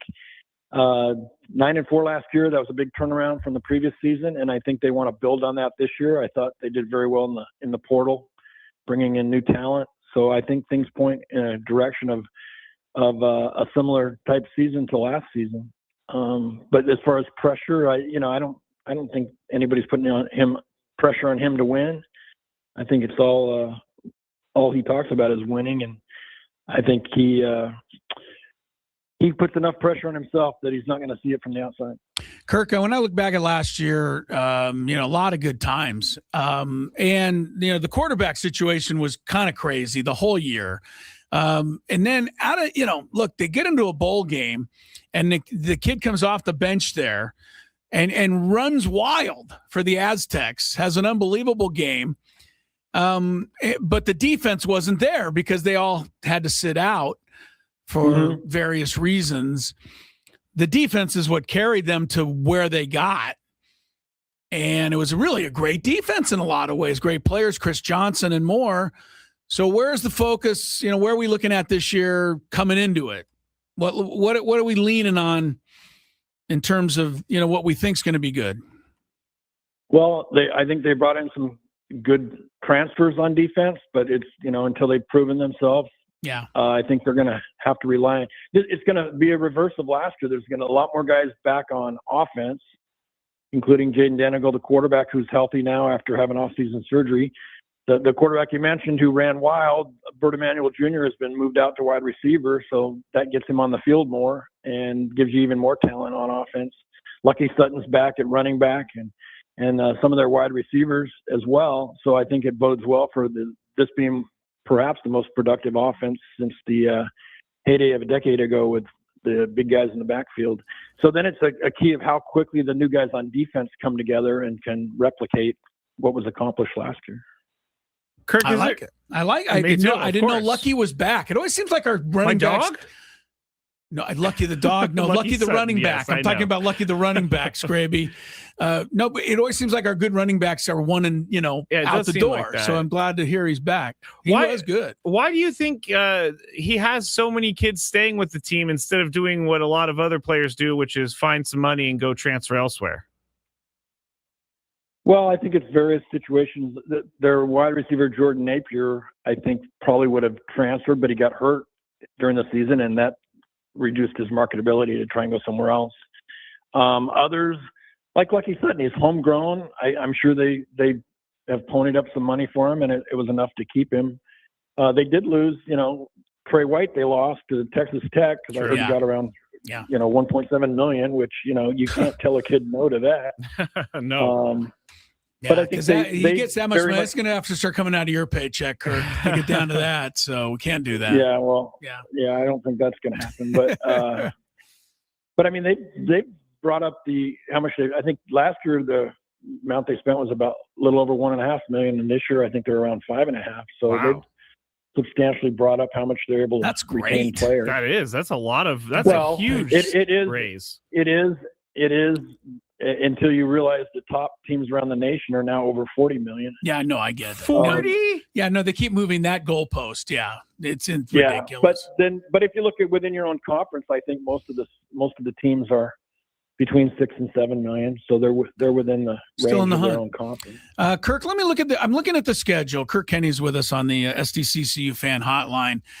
Portland State, fine. Every team always opens with somebody like that. You kind of get in there, you get a nice win, hopefully. UCLA, always a good one. It's on the road this year, but our fans love to play UCLA. I get it. James Madison is the one that they got, to come in here. Obviously, they were in the playoff last year. That's a great, get on paper, but we also know that James Madison doesn't carry with it a tremendous name and tradition. Texas State, Fresno State, Washington State, Utah State are the home games. How is it, trying to put together a schedule, and how important, to get as good a schedule as you can, so that the fan base is, a little more. I think the schedule tends to geek people up or down going into seasons sometimes. Yeah, I think one of the biggest things that's fascinating this year with the schedule is the James Madison head coach, Bob Chesney, moved over to UCLA after the season. So, I think he took about a dozen players with him. So it's kind of like James Madison's A team is now at UCLA and the B team's at James Madison. That's weird, yeah. But now it's going to be weird but how much more talent did James Madison bring in coming off the season that they had? So that'll be kind of one thing that's fascinating to watch. in some of the upcoming years, there's some big name schools coming in the front part of the schedule, and it's always, you want to bring in some big names and get the fans fired up. But at the same time, you don't want yourself so beat up that by the time you didn't get into conference play that you can't compete as well as you'd like. And one last thing on the schedule, because I'm reminded of this, and I'm going to throw it out for everybody. The final Saturday of the Mountain West season, November 28th, you play a flex opponent. Remember, right? There's only 8 teams in the conference, so you got the 7 games, and then you have your 8th game as a flex opponent.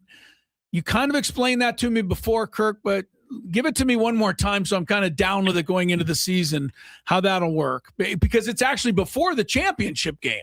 So how does the flex thing work again? So that was necessitated by only having 8 teams, which means there's 7 games if you're playing everybody once. Right. I think they came up with a creative solution, and by making it flex, so tentatively San Diego State would play Fresno State again because they're trying to set up like rivalry matches, but they're leaving themselves open to changing those matchups in a way that would benefit the conference and the teams. If, say, one team could really benefit from a better opponent on that week that might help get it either into the playoff or just make its season schedule look better and its profile look better, then they would change up that matchup. Another thing they would look at is if 2 teams are going to be playing in their conference championship game, they would try and make sure that they avoid having those teams play on back-to-back weeks. But the biggest thing is to try and do whatever would help the conference and the teams in the conference get placed into the playoff. Possible resume. Yeah, get placed into the playoff. It seems so strange and weird, but this is welcome to the age in which we live in, right? You have to do what's best for your teams to try and get in that playoff. The playoff continues to be the weirdest thing ever, by the way. Although, did they close the loophole now that kept Duke out last year and allowed James Madison in as a second at-large? Remember that? I need to go back and review that. It's crazy, how they did that. I think that was more of an ACC thing because they set it up in a way that their conference champion didn't go. So I need to go back and look at how they kind of clean some of that stuff up. But it's all going to change next year anyway because I think they're going to expand the playoff to 16 or 24. And that'll be great for the SEC and the Big Ten because they'll just get more teams in. Kirk? In 2003, the Union Tribune did a thing where we recommended having a 24-team playoff in which all 10 of the champions were automatic berths, and then you had the rest at-large berths. And so I think they're finally going to follow what we said 23 years ago. And skew it towards the SEC. Good ideas never fade. Kirk Kenny, we appreciate it. As always, Aztecs football. 9-4 last year. Let's remind everybody that was a pretty good year. Yep. Hopefully we can build on that. Kirk, thanks so much, buddy. See you soon. All right. I'll be talking to you. Bye. Before we go to break, Switzerland in PKs beats Colombia. They advance to the quarterfinals. More Gwynn and Chris ahead. Chris versus the fans. 833-288-0973.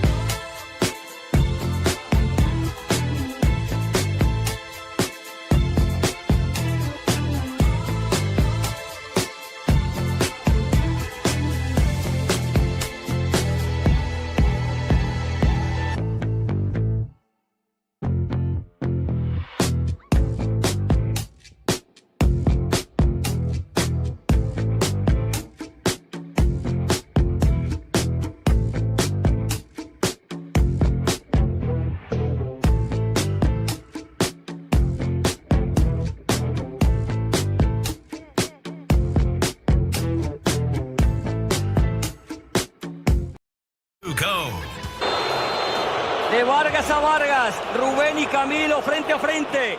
Le va a pegar Rubén. Vargas le va a pegar. Le pegó.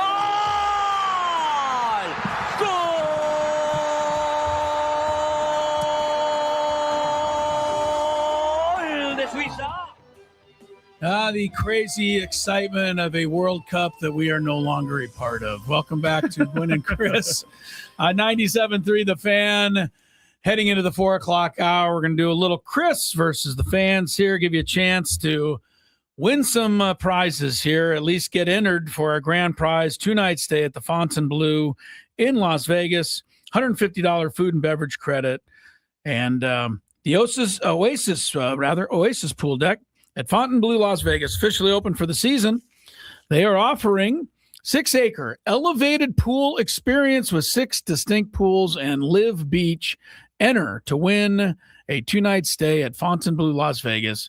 Any $150 food and beverage credit. Love that. To book your stay, visit FontainebleauLasVegas.com.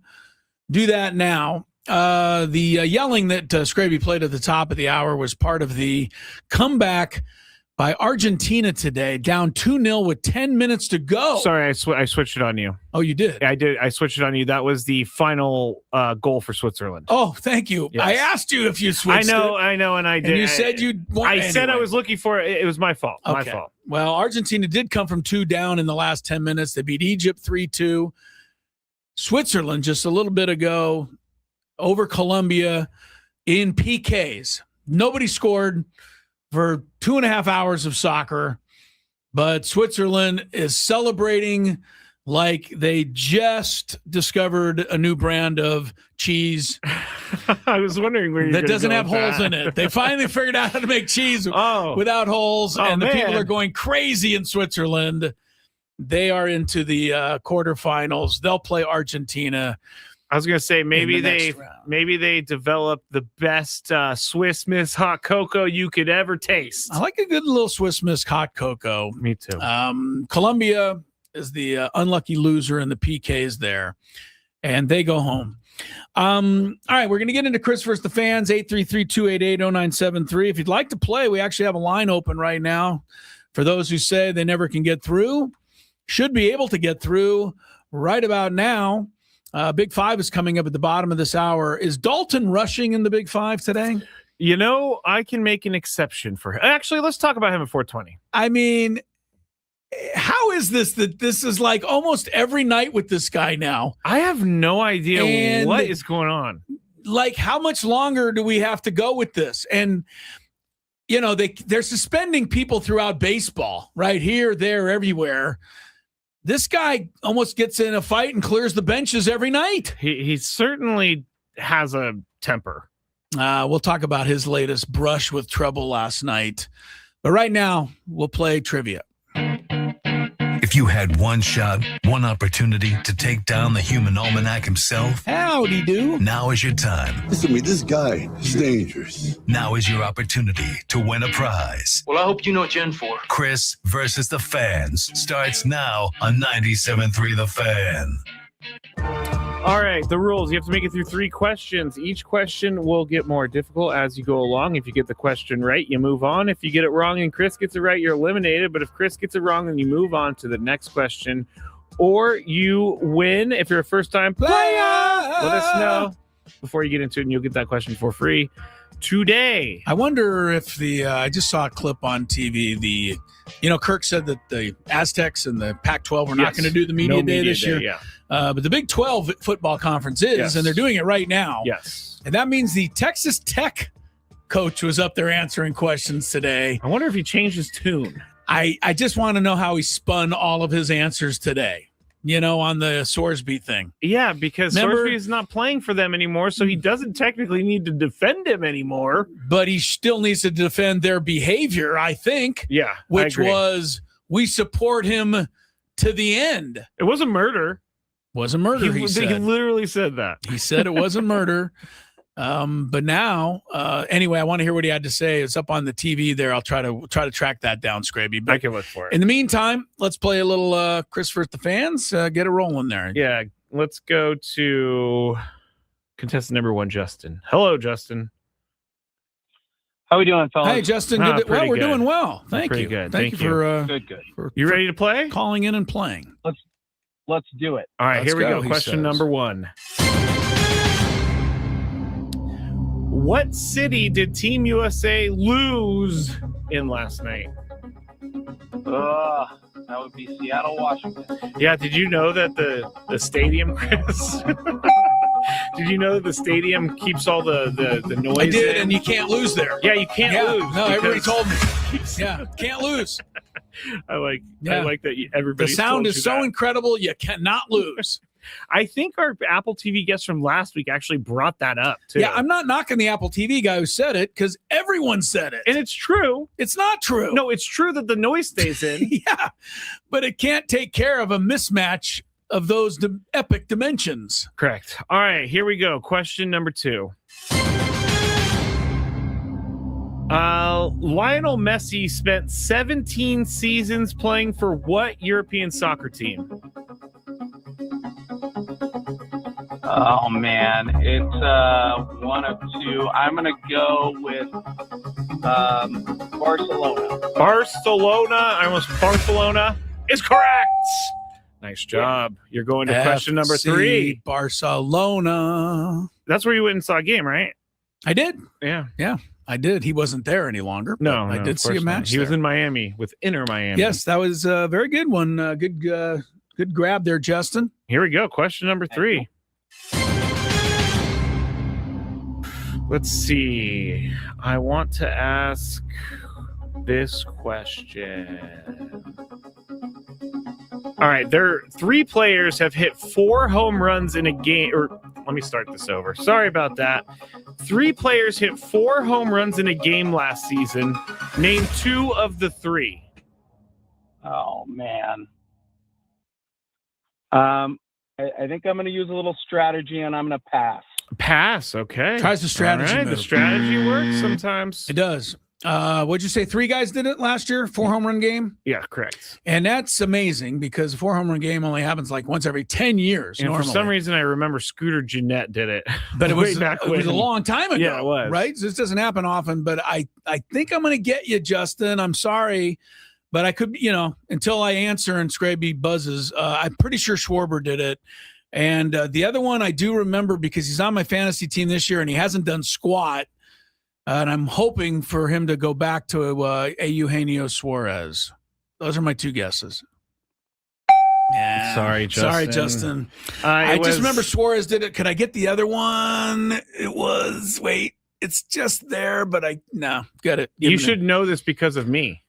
He was on your team? Yeah. Yeah, it's just outside my rookie. Oh, Kurtz had that game. Remember, it was like Nick 4 Kurtz. home runs and like 12 RBIs. I can't remember who they played, but it was a great game. It was a great game for him. Sorry about that, Justin. The Eugenio Suarez, I think he's only got 8 home runs right now. Yeah. He had that many almost in one game. A little bit. I don't want to hear it. You know what I mean? Start hitting some home runs, pal. Yeah, I get it. And he's playing in a park where you thought he would hit a billion of them. Yes, exactly. All right, let's go to question or line number 2. Mickey. Hello, Mickey. Hey, Mickey. Hi. How's it going? Very Pretty good. You ready to play? You're ready to go? We are. I've got my 20-year-old son here that's going to be the brains of the organization. Okay. What's his name? Jake. Right. We got Jake and Mickey. We got Mickey. Yeah, Jake and Mickey. Or Mickey and Jake. Yeah. Okay. All right. Here we go. Question number 1. What country does Erling Haaland play for in the World Cup? Norway. Norway is correct. This guy's everywhere. He is the face of the World Cup, it seems like. He's a big dude. He's a huge dude. Like he's a Viking. He's a left tackle turned soccer player.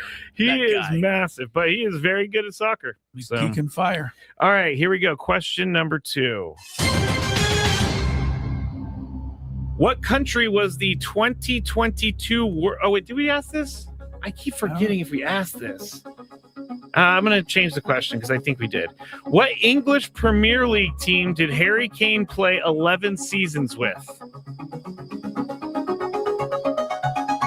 I want to say Manchester. Manchester. Is that your final answer? They're discussing it. All right. Incorrect. Stay there. What did they say? Manchester United. I think he's Tottenham. You think Tottenham? I think so. You were correct. Yeah. I'm sorry, guys. Please try again. Please Thanks try for playing, though. Yeah, he's the Tottenham. Harry Kane is great. You know, it's interesting. I mean, how many teams are left? Right, 8. Messi's in. Yeah. Kane is in. Mbappe. Mbappe's in. Yeah. The guy you just said from Norway, Erling Haaland. Right. Every team that has a guy that can pop in 2 or 3 goals is still in it. That's true. Because no one else can score.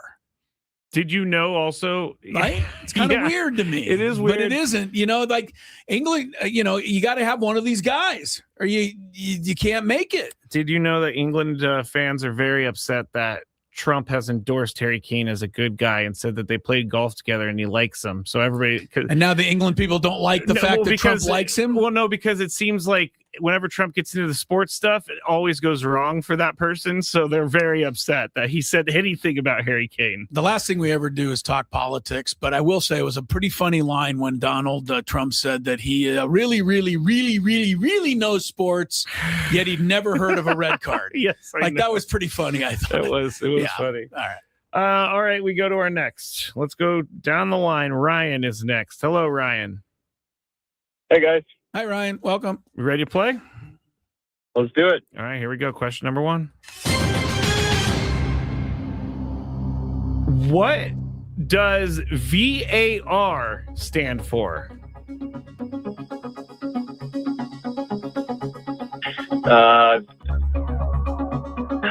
I just keep thinking of Divine Sports Gospel. Vibes above replacement. Video assisted replay? You said vibes above replacement. Yeah, give it to him for both answers. Well, it's not right. Is it? I'll give it to him for vibes above replacement because that is VAR here in San Diego. So you're going to move on. What did he said video assisted replay? That's not right? I did not know this until I looked it up. Oh. Video assistant referee. Oh, wow. Right? Wow. I wouldn't have got it. I wouldn't have got that either. Yeah, so you move on either way, Ryan. I would have not gotten that. Vibes above replacement definitely I didn't know it was works. Video assistant referee. I didn't either. I think the VAR guys, when they show them before the game, ought to turn and wave at the camera a little bit. They look silly staring straight ahead. No, but... And, the meme with Trump yesterday was hilarious. That was funny. Makes me laugh. All right, next contestant. Wait. No, he's still in. Yeah, Ryan's, what am I doing? Yeah. Question number 2. I did not know that one, Scrape. Good job. Yeah, it's a weird... You think it would be video assisted replay, but... Yeah. All right. What country won the 2023 FIFA Women's World Cup? I'm going to go Japan? Japan. Oh, stay there. We didn't win. Well, I don't know. I'll say us. U.S.? Yeah, I don't remember. You buzzed that one pretty fast. España. Spain. Yeah. Spain won. And I believe they played Japan in the final. What happened to us? We flamed out? I guess so. I don't remember much about it. No, I don't either. Okay. All right. Here we go. Question number 3 for Ryan. I'm just going to keep going with the soccer questions. Before he took the job as head coach of the men's USA soccer team, Ponchichetto, what Premier League team did he coach? Oh, God. I'm going to say Everton. Everton. Stay there. It didn't help me there, Everton. That was just a wasted guess. What about Wolverhampton? The Wolves. Wolverhampton? I got to be honest with you. This guy made $6 million to coach this team. He did a terrible job. I'm down on this guy. I don't know about that. He got them to the round of 16. Well, ask our friend Mark Ziegler, who knows more about this stuff than you and I will ever know, and he'll tell you they accomplished nothing by winning those games. They beat lousy teams. I get it, but they still got there. Okay. That doesn't help me answer the question. What was it again? Where did Ponchichetto, what Premier League team did he coach guide? before he was the men's USA soccer team coach? He stunk. I don't like him. Down on the guy. I don't like him. No. I'm trying to think of an intelligent guess, but I don't have one. Guess, please. Arsenal. You are the winner, Ryan. It is Chelsea. Really? Chelsea. Our team here? Chelsea. The team that our owners own? Yeah, I guess so. Yeah, oh, man, I didn't even put that together. Yeah, our owners are probably tired of They're probably going to fire the guy after that performance. I mean, that's my first question to them. What are you going to do about Ponchichetto? Yeah, you're going to maybe make him pitching coach or something. We could use a little help around here. And I guess so. I don't mean anything against Ruben Niebla. Good job, Ryan. Stay on the line. You win Chris versus the fans today. You're going to go to soccer questions. You're going to be beating me most of the time. So I had fun looking those up. Good luck for you on that. I got to tell you about this. Stay there, Ryan. We had something good to talk about. Dalton Rushing. No kidding. Dalton Rushing. Yeah. He's next after traffic. Gwynn and Chris.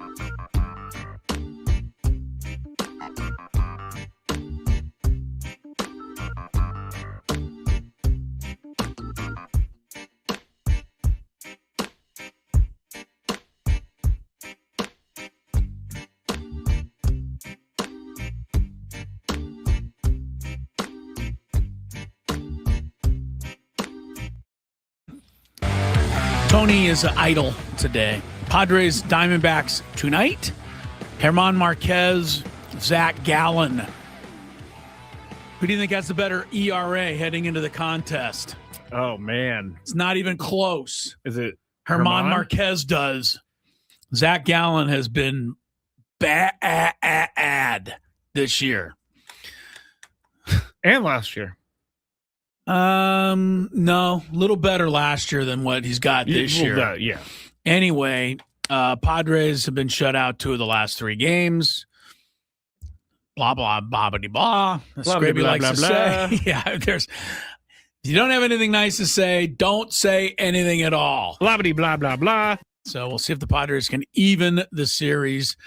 Last night at Dodger Stadium, the Dodgers-Rockies, why do you even play these games? I don't think the Rockies have won a game in L.A. since the, Andres Galarraga era. But anyway, the Rockies did at least force extra innings last night. I think they scored 3 in the 9th off Tanner Scott. And then in the 10th inning, Cole Carrick, the San Diego State guy, is now playing and doing okay with the Rockies. Slid in on a close play at home. And, of course, Dalton Rushing was there. And that just means problems. I don't know why it always is. Now, I watched John Boy, and he broke it down. Mm-hmm. Cole Carrick, what was he complaining about? And then Dalton Rushing just has to go to the, challenge fighting mode. And that's kind of what gets him in trouble every time. Yes, he is very much so fight tough guy. Like he resolves arguments by wanting to fight. That's how he looks sees like it. Yeah. But Cole Carrick slides in. He said expletives to Dalton Rushing. Dalton Rushing took it. The way he didn't care for the way it was tagged. He turned around. Right? He said, "What the bleep did you just say to me?" He said, "Stop bleep and bleep." And then they got into it a little bit, and that's when things. And then happened. Cole Carrick, as he's walking off, said, "I wasn't talking to you," which I don't know if it was true or not. Yeah, but I think he was. I'm gonna try to stick up for Cole Carrick. He's an Aztec. I don't know what Dalton Rushing is. I think he's Louisville. But right. My point is, Cole Carrick unfortunately gets the benefit of the doubt on this one because this is the first time I've seen him involved. It's like the 20th time I've now seen Dalton Rushing involved. I will say this for Dalton Rushing on this in this regard. He I don't know that there was anything that he did wrong on this tag. Cole Carrick was unhappy with the way the tag came in. Yeah. So I don't necessarily think that Dalton Rushing made a bad, dirty play. Yeah, well, whatever. His reaction to Cole Carrick was not great. That is true. And Dalton Rushing continues to be a work in progress. Joe Davis, the Dodger broadcaster, tried to put some fun on it. He said, this is like one of those science projects where you get 2 perfect ingredients to put together and you make a volcano. I don't know. I don't know what the heck that you meant really by didn't that. explain much. I don't know what you meant. But I by do know that that Max Muncy had to get down there in front of Rushing and then had the benches kind of emptied. And this is the same old with Dalton Rushing. Even when it's not his fault now, Skraby, it's going to be his fault. He's kind of put himself in that position. He has nobody to blame but himself for that. By the way, game-winning hit in the bottom of the 11th inning, Dalton Rushing. I know. So, just to irk you more about the Dodgers. We're actually going to talk about Dalton Rushing in the Big Five because we never did Padres Pen Pals yesterday, but I got one about Dalton Rushing. All right. We'll have the Big Five coming up in just a little bit here. Right now, though, a chance for you to win a pair of tickets to the party at opening day at Del Mar. That's coming up on Friday, July 17th. Yeah. Lots of those at that party. Tickets will include opening day admission. You'll get exclusive access to the party.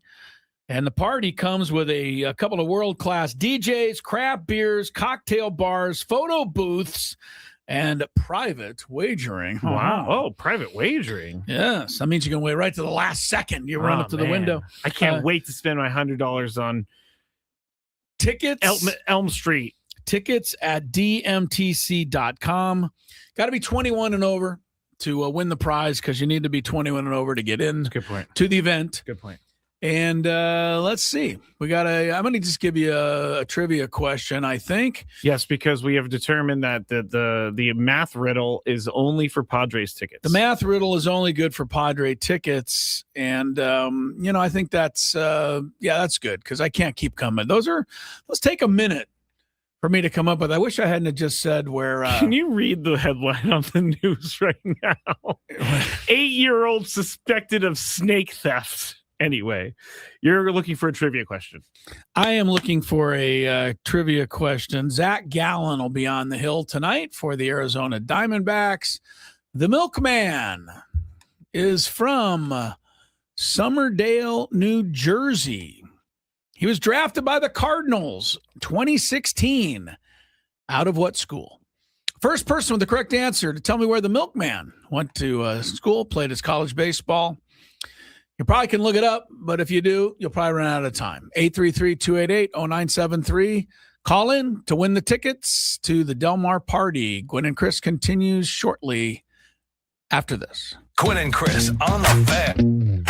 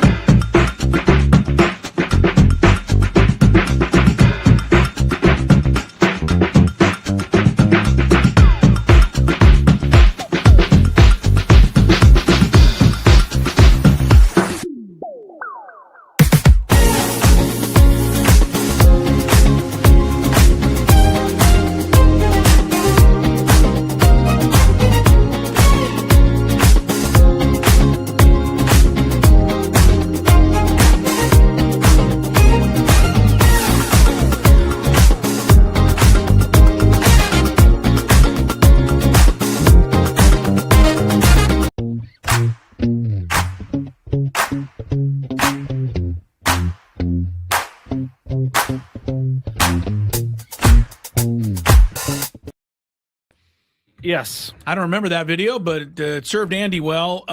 Zach Gallen was a Tar Heel, North Carolina.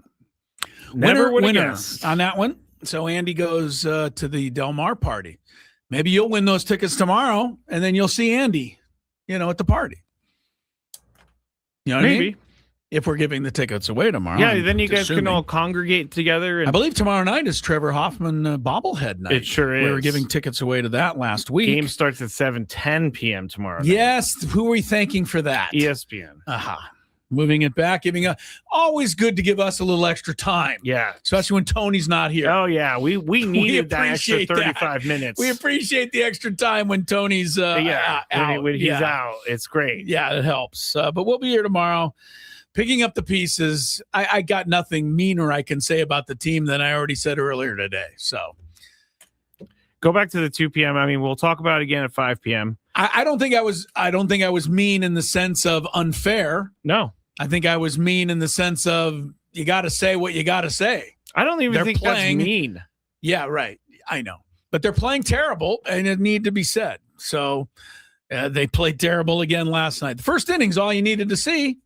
I will admit, Chris, last night, after the USA game, I turned it on and I saw the score. I just turned it off. I stopped watching. Yeah, I couldn't. You missed the first inning, and that was, they're throwing the ball all over the yard, and they can't catch a fly ball, and they're down, 2-0, and then it's over, right? Yeah. You groove one to Kepler, and he hits one into the cheap seats. I think of course, every time, nothing's cheap anymore. I was gonna say. And of course, every time somebody grooves one to the Padres, they also hit into the cheap seats, but it's foul ball cheap seats. Yep. I can't tell you how many balls right down the middle it feels like our guys miss. A lot. Yeah. A lot. All right, quick update before we get to the Big Five, but the quarterfinals are set in the World Cup. We're not in them, but Argentina is, after a stirring comeback over Egypt, whose coach said, among other things, after the match today, perhaps they wanted to keep the world champion in the competition. Perhaps they just wanted Messi to stay in the running. Egypt was not happy with how things went down. I don't know. Can somebody fine him like in baseball when you complain about the umpiring? And if so, who gets the money? FIFA? Do they just get more money? Yeah. I mean, if Messi's in it, you think. I mean, he basically said they cheated Argentina right into the next round, and a lot of people who saw the match agreed with him. See, I think that we can say that. I don't know that the coach can say that. He did. He did, yes, because he's very angry, and he's probably going to regret those comments. The other match today, it was Switzerland, I think in an upset, beating Colombia. But they never really beat them. I mean, it was 0-0. They played for, 3 hours, and then Switzerland won the PKs. Great match at Wimbledon today, among other things there. 5-hour quarterfinal. The amazing Novak Djokovic prevailing in the end over the third seed, Felix Auger-Aliassime. I do say that well. You do. You say that really There's well. a lot of names I don't. Like, why couldn't you say Bosnia and Herzegovina? Right, I couldn't get that. Yeah, I couldn't figure that out. But Djokovic wins a 7-6 fifth set tiebreaker, 5 hours. It ended like 10 minutes before the curfew there. So Djokovic is into his rather amazing, I might say, 55th career Grand Slam semifinal. That's a lot. All right, Skraby, let's go to the Big Five now. See what else is happening. It's that time of the show when we check on the latest in sports. Only the most important topics and questions are brought to light. Stop what you're doing and listen. These news stories will astound and amaze you. The one, the only. Oh my God, who the hell cares? The Big Five starts now on 97.3 The Fan. And all guests up here on the SDCCU fan hotline. It's not big bank banking, it's better. I've done a lot of switching on my Big Five today. I had a Christian Pulisic I can't ever pronounce his last name. Yeah, you don't have to because he's going to disappear from show you. up. Yeah, I don't think anybody's going to mention his name too much longer. I had him in the Big Five, but I feel like it doesn't matter at this point. You're kicking a guy when he's down. Yeah. First of all, secondly, he didn't make anybody happy after the match when he said, "Well, the good thing is I can now rest up for my season." That's what I was going to. But I will say, I think he was misunderstood. He can rest because the tournament is over. No, he can rest because they're out. Yeah, and that's what I'm saying. Hurt. He was hurt the whole tournament. This was his time to be one of the great heroes in American soccer history. Yeah, you're right about that. Instead, he's one of the great, honestly, failures. He did nothing in that tournament, even before he got hurt. Did you see? Because I saw people after the match who know soccer. I read all this stuff, who rated their performances 1 through 10, every player. Pulisic got a 1. Well, that's pretty embarrassing. He was pretty non-existent yesterday. Obviously non-existent. I can't blame the guy for an injury, but at the same time, he was non-existent. Did you see the video going around of Pulisic? Because he kicked the ground and he hurt his ankle. That's what happened. So everybody is comparing it to Youngway Koo kicking the ground for the Giants. Youngway. Poor Youngway trying to get out of it, and he gets dragged into it. Right back into it. It was really funny. Now, nothing will ever be. What was the kid for the Cardinals way back in the day? Grammatica. Oh, Martin Grammatica. No, the other one. He had a brother. I can't celebrated the field. I know what you're talking about. You know what I mean? He celebrated the field goal, jumped up and down, and tore his ACL. He did. That was a classic. Yes. All right, let's get into it. Number 5. So this was a Padres pen pal that I got over the weekend, and I think it's kind of spot on. I don't ever want to say anything good about the Dodgers organization, but I noticed something the Dodgers do that the Padres don't. That's draft and develop talent, and this is my reason behind why I want A.J. Preller gone. Sure, he makes fun, splashy trades, but the Dodgers are so good because they can afford free agents and they draft and develop players. Case in point, Will Smith goes out. They have a capable replacement in Dalton Rushing. 2 guys drafted by the Dodgers organization. The Padres have had terrible catchers the last 3 years. The Padres have 1 catcher now in their system, and we are waiting to even see if he will be good. So, Chris, why don't the Padres put more effort into the catcher position?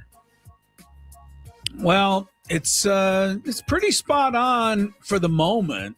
Yeah. But that may not be spot on in a year or two if Ethan Salas comes up and takes the thing by storm. Yeah, that's very true. That's my answer. That's your answer. Yeah, I don't I think the Padres do a good job at the minor league level in terms of creating talent, in terms of creating players that other teams want so that we can get guys.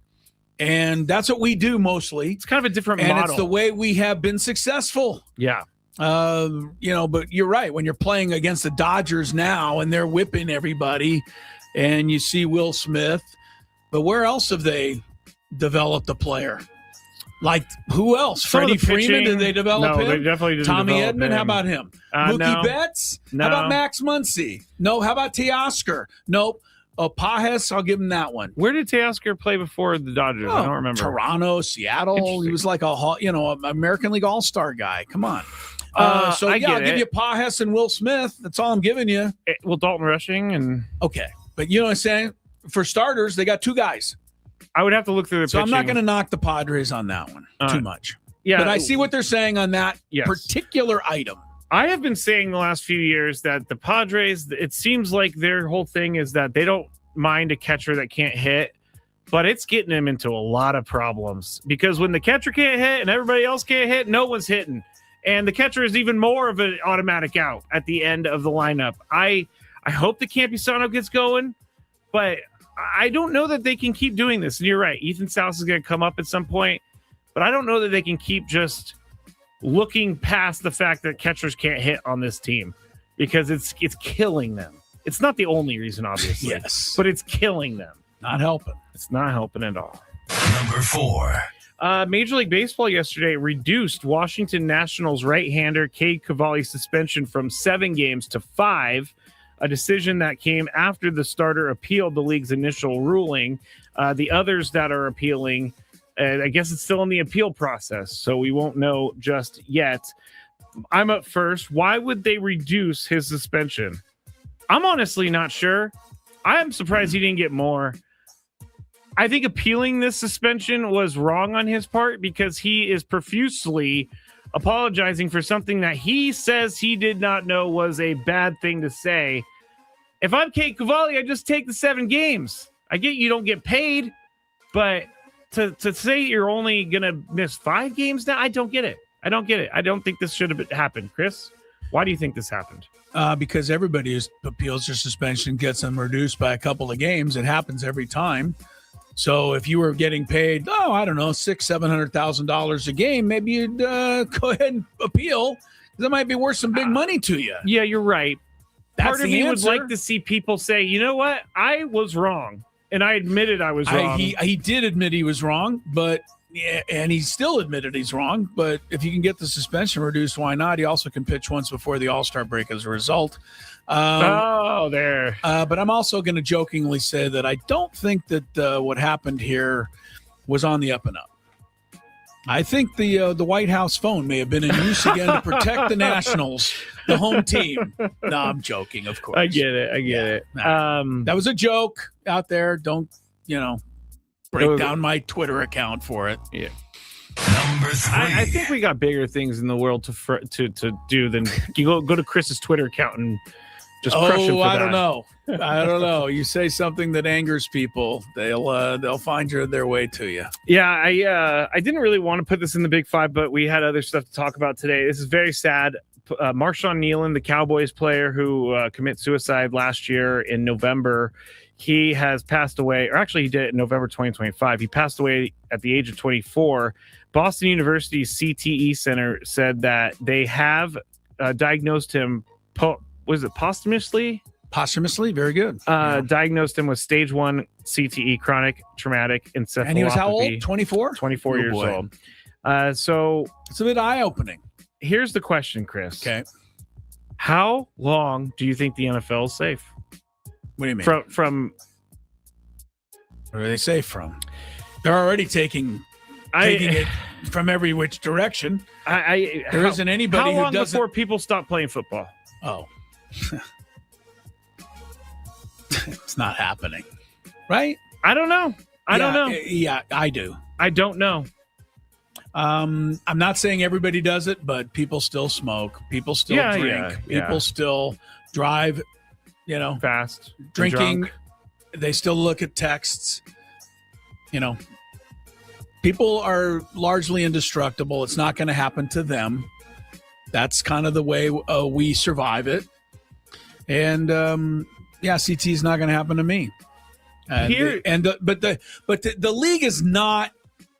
I don't want to destroy the league necessarily anymore.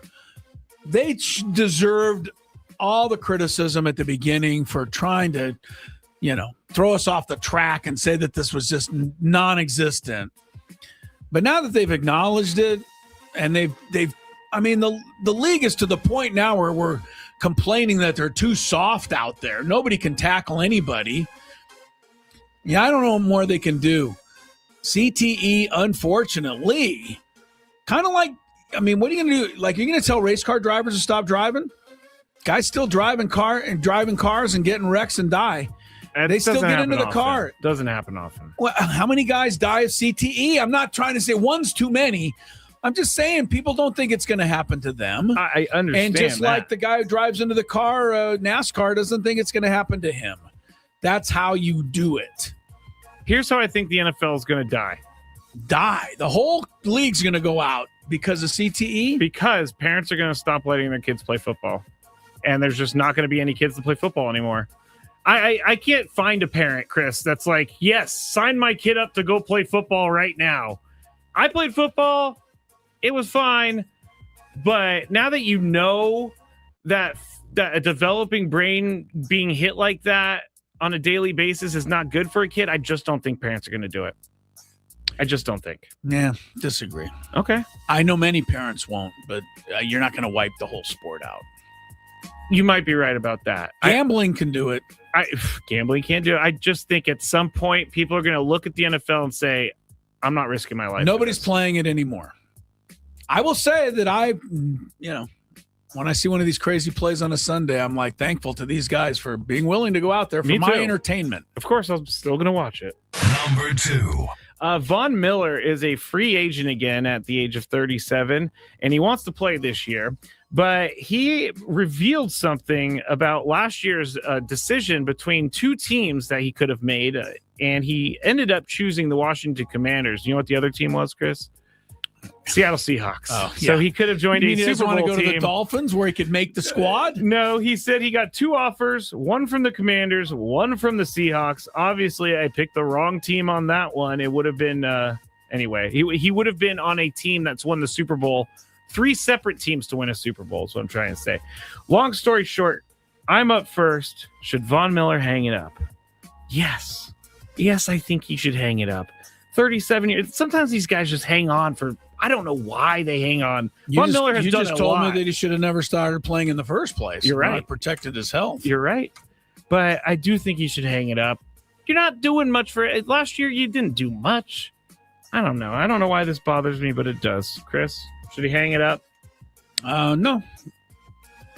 If he can still contribute and he'd like to play, and I think Von Miller's probably as good as, I guarantee he's better than any edge rusher the Dolphins have. So really? Yeah. Offer him a contract. Chop Robinson kind of faded last year. I love Chop. No, play as long as you want to. There's time. He's only 37. That's actually young. Hate to say. Not for an NFL.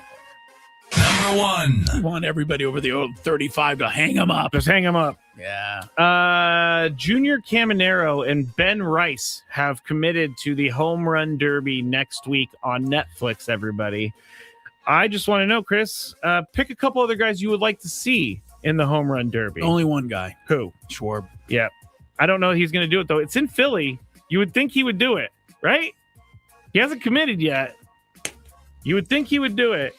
The only guy that I really enjoy watching hit Titanic home runs. Yordan Alvarez, he said he's not going to do it. Byron Buxton's hurt. Matt Olson, I don't really care about. James Wood, maybe. How about Bryce Harper? I got a guy I want to see in. Who? Since most of the guys don't want to do it because it's going to ruin their home run swing, maybe Fernando ought to get in it so he can refine his home run swing. You know what? That is a brilliant call.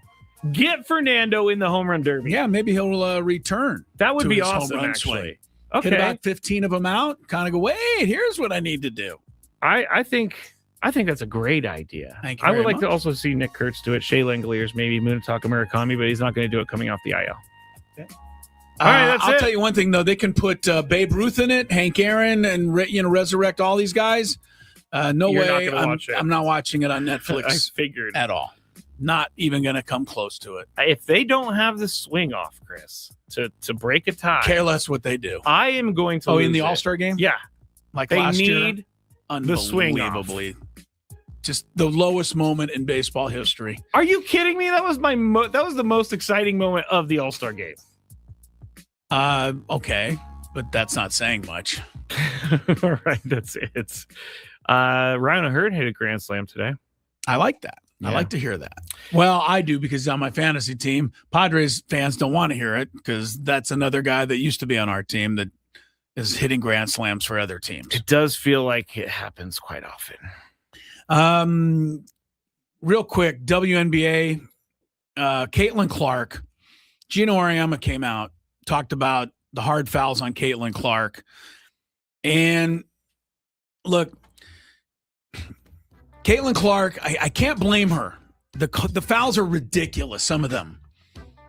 But Caitlin Clark also has to just start playing basketball and stop whining and complaining and thinking that the whole world is out to get her. And she thinks that. She thinks the refs hate her. She thinks every player hates her. And until her attitude changes, I think the focal point in the league is going to be on the wrong things.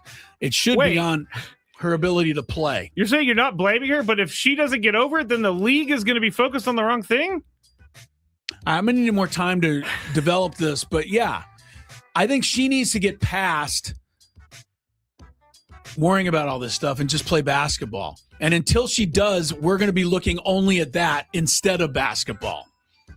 But I'll talk a little bit more about let's it when we unpack come that. back. Gino Arias comments are interesting, and I got a little more on this. So Gwynn and Chris into the happy hour when we return. From the first pitch of the year. Over under 3.5 times for me to do this. Right now, this is going to be difficult, I think. 2 on, 2 outs. Lifted in the It's air, just, left field, pretty fly well ball. struck. Not going to happen. Brings it in, and that's the 3rd out. All right, that's 1. On the ground. Logan Webb trying to get me to chase a sinker.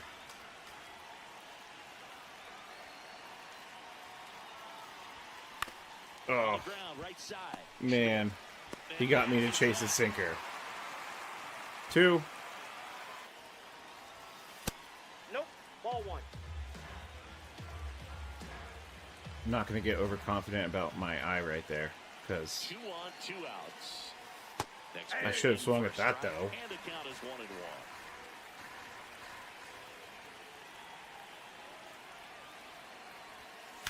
1-1. Oh, man. Just weak grounders. Why? That's 3. So all you unders better hope for me to do it right here. Oh, that's not going to happen. That was just swung at the first pitch, just swing at the first pitch. So the unders lost, the overs won, but let's see how long it takes me before I can actually get past this. 2 outs. Ball inside. Tying run and scoring. Can you leave those up Top half of inning number 4. more? Ball right side. This is what, He takes it himself 5 to the now? bag, and that'll do it. Just grounder after grounder after grounder. This is going to take me forever. Just gap one, please. Oh, that was... I went way too far underneath it. And that's the 3rd out. That's 6. First and second, Fine. 2 down. Top It's half of fine. inning number 4. That misses the zone. I almost swung. It was looking good there for a second. That one back up It's the not middle, going to get me 2 RBIs, but... Castellanos on his way to the plate. He'll Oh, score easily. Castellanos, a blast from the past right there. Single, a big 2-out I hit think to it's give 7 now. Come on. I'm better than this. Why am I swinging at that? Why? It's so stupid. the catch up against 8. the wall in foul territory. I gotta wait for, like, the perfect pitch. Now it's this ball that's in. Trying to get me to go. Why wouldn't you think this is my 9th try? That's a ball. If he walks me, I still don't win. With runners on, look for him to be aggressive on this next pitch. Fastball. Did I get it? Did I get it? Did I get it? No. I don't. Okay, that's 9. At this point, First and second, 2 outs. 12.5 over under. We'll hit next. I guess 13. Let's do 13.5.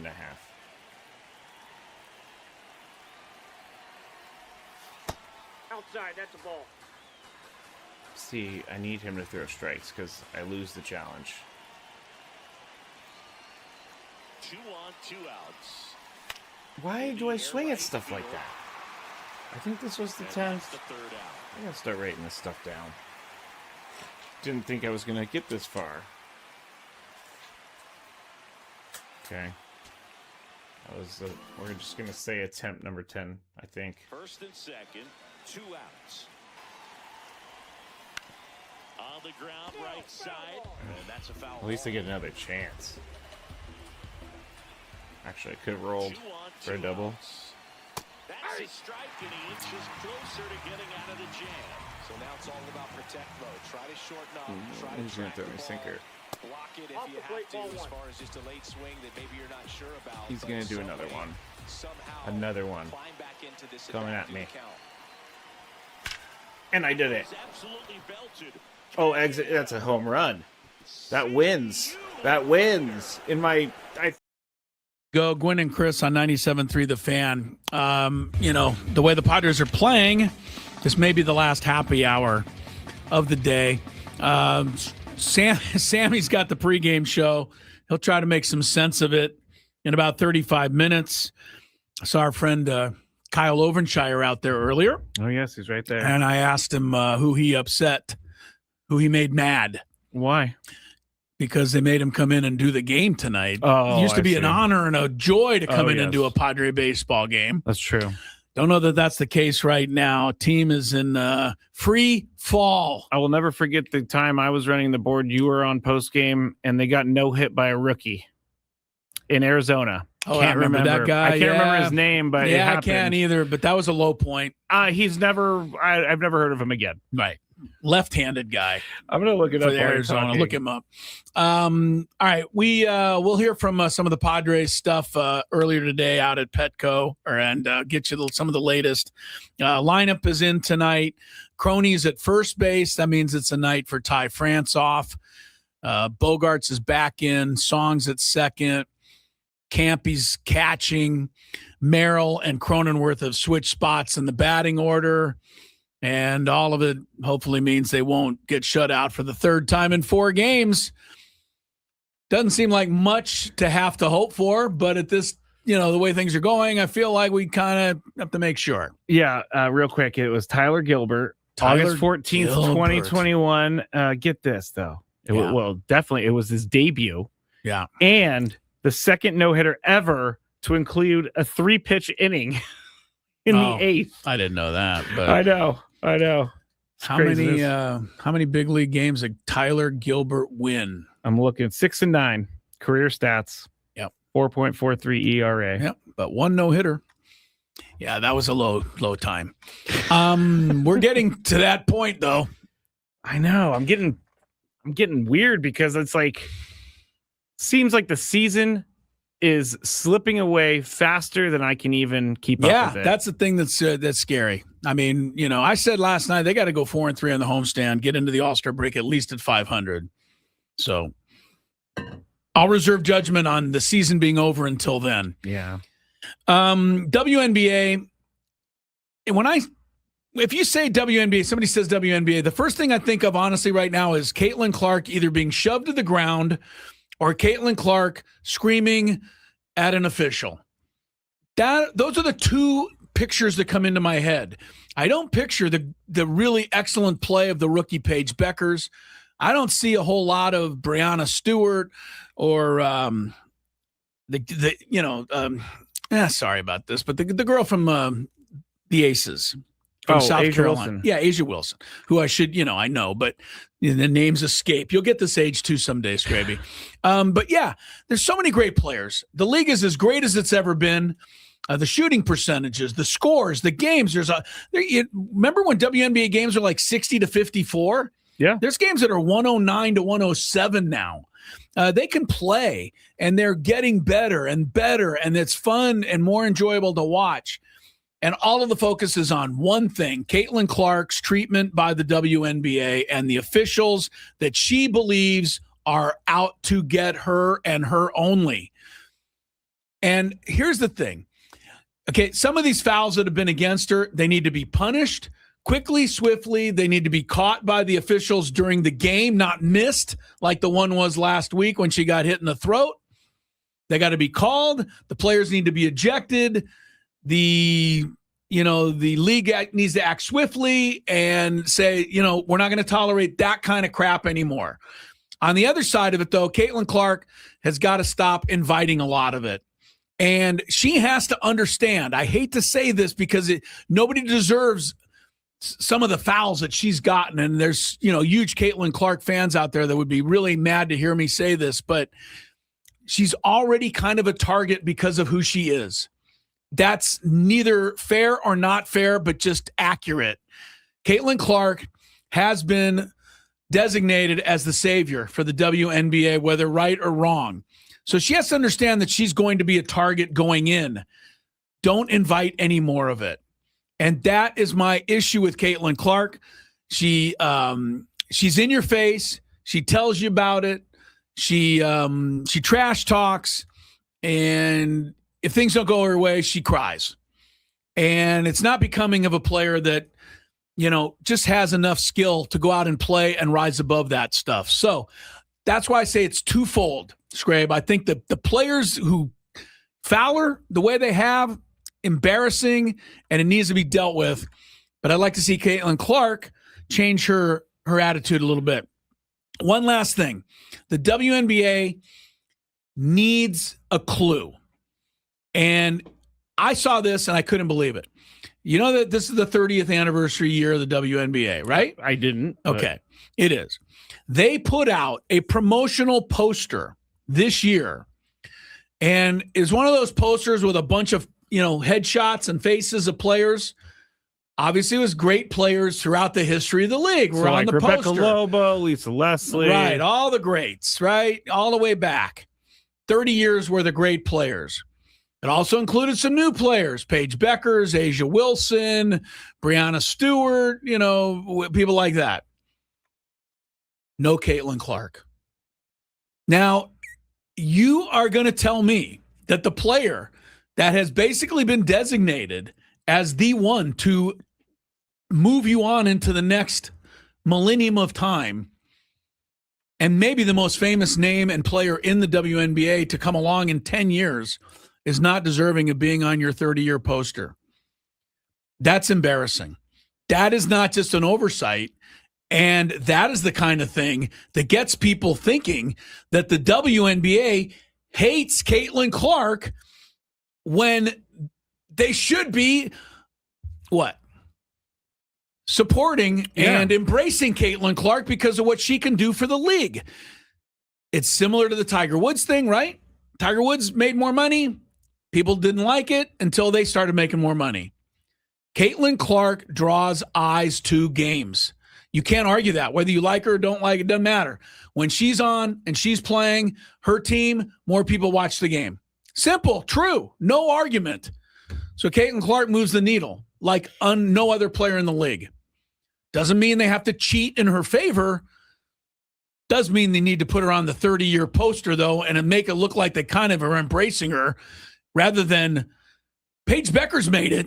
Paige Beckers hadn't even been in the league yet. Yeah, I don't know about that. So that's embarrassing. I don't understand how you can say she's bringing it upon herself. Some of it she's bringing upon herself when she didn't ask to be the face of the league. I know. She didn't ask for any of this. And it seems to me like players are very jealous of her and they are targeting her. No question. To hurt her.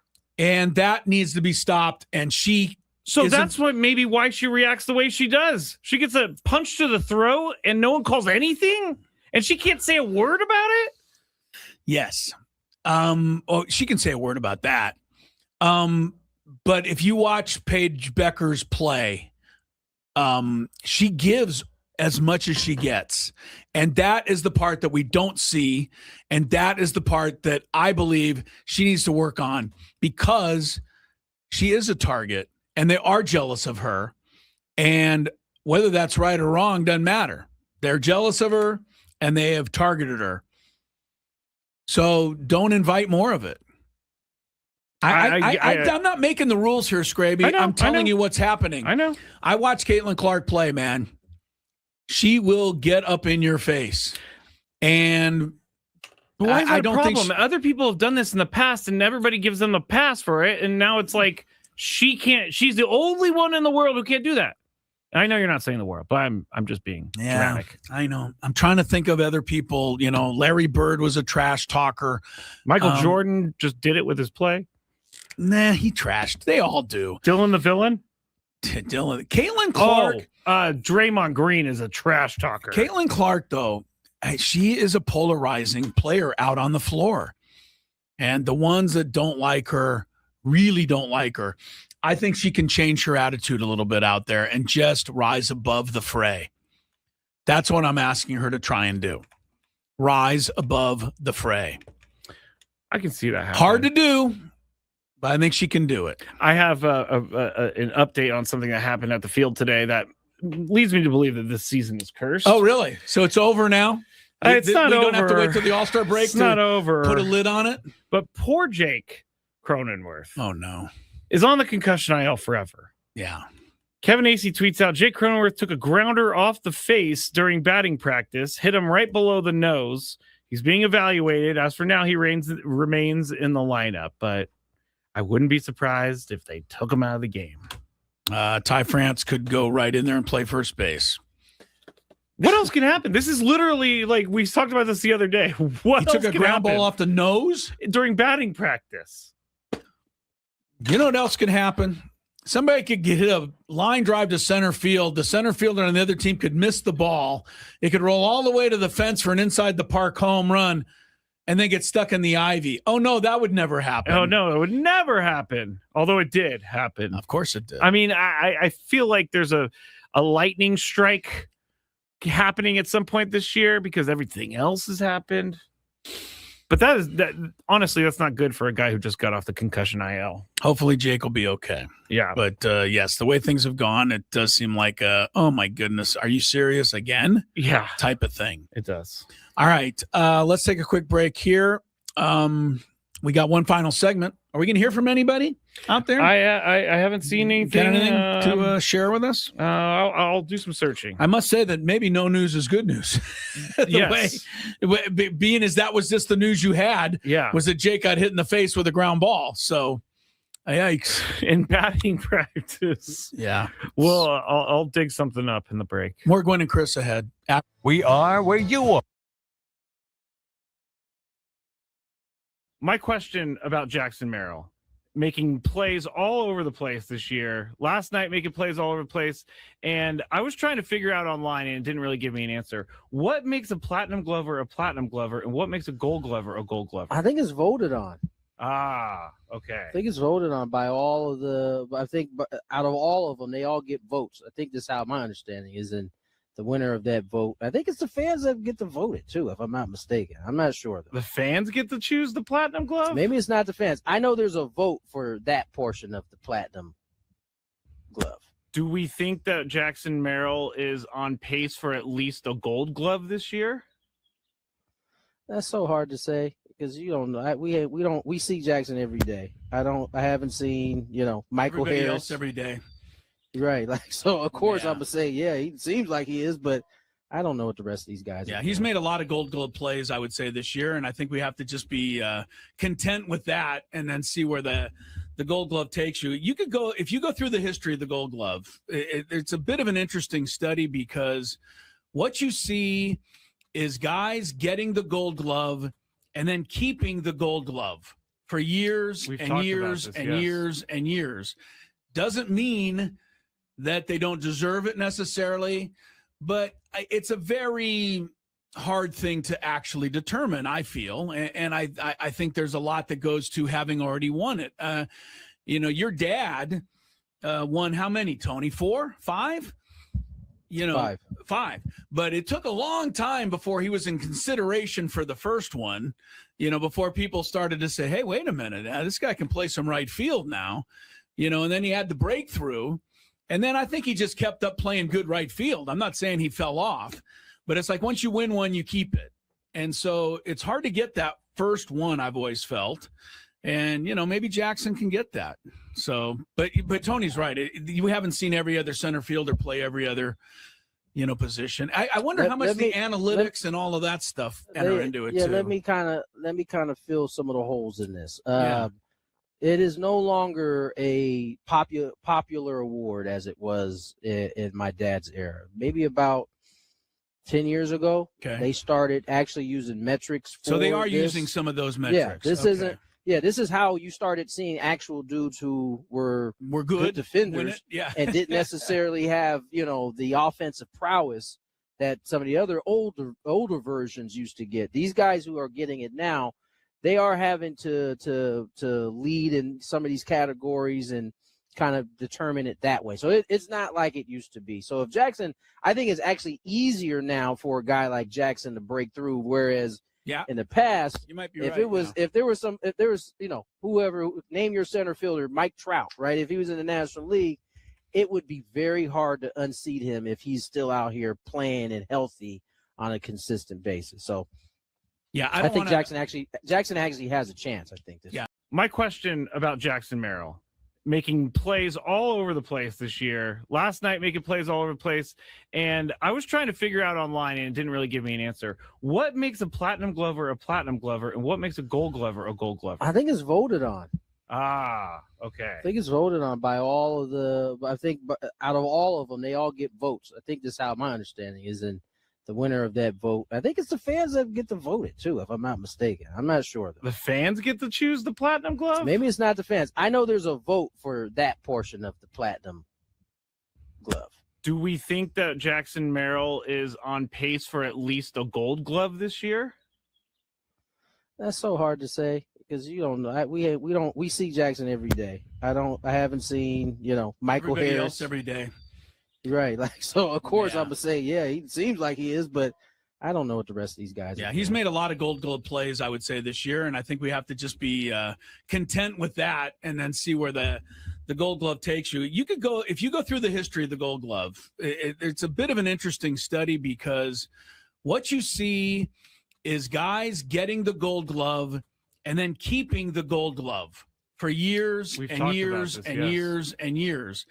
Doesn't mean that they don't deserve it necessarily, but it's a very hard thing to actually determine, I feel. And I think there's a lot that goes to having already won it. Your dad won how many, Tony? 4, 5? 5. But it took a long time before he was in consideration for the first one, before people started to say, hey, wait a minute, this guy can play some right field now, and then he had the breakthrough. And then I think he just kept up playing good right field. I'm not saying he fell off, but it's like once you win one, you keep it. And so it's hard to get that first one, I've always felt. And, maybe Jackson can get that. So, but Tony's right. You haven't seen every other center fielder play every other, position. I wonder how much the analytics and all of that stuff enter into it too. Let me kind of fill some of the holes in this. It is no longer a popular award as it was in my dad's era. Maybe about 10 years ago, they started actually using metrics. So they are using some of those metrics. This is how you started seeing actual dudes who were good defenders and didn't necessarily have. We got to wash that one off quick and get back at it and get the focus and the attitude that we had even in LA. Craig Stammen, he's running out of things to talk about. And I will say guys like Kevin Acee, you heard there, probably running out of ways to ask the Padres about how bad they are. 8-0 last night. Defense was terrible. Pitching was terrible. Hitting was normal. They did none of it. They got like 7 hits, Chris. They're the worst hitting team in baseball. They've been shut out 2 of the last 3. But doesn't work. None of it works. Score some runs, win some games. And look, the offensive players could say, hey, we put 6 on the board for Randy Vasquez the other night. Didn't do us any good. That's true. And that's why I said earlier, I know everybody wants to make a trade or, AJ to come through, but they need who would you get that right now would just change this? Aaron Judge? How many people do we get to bring in? Yeah, because they need more than one person right now. You need at least 2 starters in the rotation. You need at least 4 hitters. Yeah. Anyway, so I don't know that one trade can save this. We'll see. There's time to change, but 43 games worth of bad baseball. And it's getting frustrating. I think even Manny snapped a little last night at one of the reporters who said, hey, why couldn't you score against Brandon Pfaadt? And, even Manny said, hey, you get in there, try to score. I mean, he's still a big league pitcher, et cetera, et cetera. The point being, all of this losing kind of just creates friction eventually. It does. So there's no other way around that. I'm just hoping the clubhouse stays together because this type of losing streak definitely tends to get a clubhouse a little bit uncomfortable. It can make it difficult. And this is, Craig Stammen, to me, this was a challenge all the way around for him. First-year manager. Yep. They didn't tell him about the losing 9 out of 10 and getting blown out in almost every game and shut out in every other game. Yeah, no one let him know. Pretty hard to even get through that. And I think he's doing it okay. While some of you blame him for what's happening. All right, Padres pregame. Sam Levitt will give it all to us here shortly. I got a story that came down here, and this came down yesterday, but we didn't get into it yesterday, so it's not timely in that regard. We can talk about it today. I know a lot of athletic trainers. Think the world of athletic trainers. Oh, yeah. The gal who does the Aztecs women's team, Queenie, she is the world's greatest person in my mind. And I can still, I can call her on a weekend and go, Queenie, man, this hurts. And she goes, oh, take that. And it works every time. I couldn't live without, so lucky to even have the ability to call her. Is that her name, Queenie, or is that a nickname? Yeah, Queenie Soriano. Oh. Great athletic trainer for the Aztec women's basketball team. And I mean, great. I've had other ones when I worked with the Gulls. And these people are not there to serve me, by the way. They're there to serve the players. But, yes. They're nice Chris, enough. Get out of line. They're nice enough to help me when I'm, in the neighborhood. So I love these guys. I've met a lot of strength and conditioning coaches. They are awesome, right? They work with these athletes. They turn some of these athletes into things that many of them don't ever believe they can even be, right? You see a kid come in as a freshman and then they leave as a senior and they're bigger and they're stronger and they're better. And that's because their strength and conditioning coach, worked with them in amazing ways. So when something like this happens, what I'm about to tell you, it's trickier than I think it's going to seem on the surface. A strength and conditioning coach was charged yesterday. He worked at Bucknell. You know what? I was going to bring this up in sports court tomorrow, but I get it. We'll get to it early. Yeah, go ahead. Sorry. He was charged. It's fine. He was charged with felony aggravated hazing. Yes. Following the death of a freshman football player who collapsed during his first workout with the team. The death happened in 2024. The young man's name was Calvin Dickey Jr., 18 years old. And, I mean, the lawsuit lays it out. Says that the strength and conditioning coach made the player do, I think, where I want to read it. It's 100 up downs. Thank you. 100 up downs. And something else. And more other things that were not consistent with what they were supposed to be doing. And that this strength and conditioning coach kept on making the players do it, even though this young man was in difficulty, and kept pushing and kept pushing and kept pushing and didn't stop until he collapsed. And then he would later died. The reason that this is so difficult, I mean, if I just tell you that and you believe all of that, and that's what happened, it's an open and shut case, right? Yeah, there's more to it. This is a strength and conditioning coach who's a rockhead, who drives his players too far. And there are some of those out there. Yes, there are. Okay. We don't know the strength and conditioning coach. His name is Mark Kulbis. He did surrender and is being held on $10,000 bail right now. But his, attorney says while the death of Mr. Dickey, the young man, is tragic, of course it is. He said Mark did not contribute to it and is not responsible for it. The strength and conditioning program that was implemented was appropriate and in accordance with the training that he received and with applicable standards. There are facts and other circumstances that, once they're presented, will demonstrate that he did not commit the crimes charged. So we'll have to wait and see how this plays out. But I bring it up because I know these guys, the strength and conditioning coaches. I know the trainers, the athletic trainers.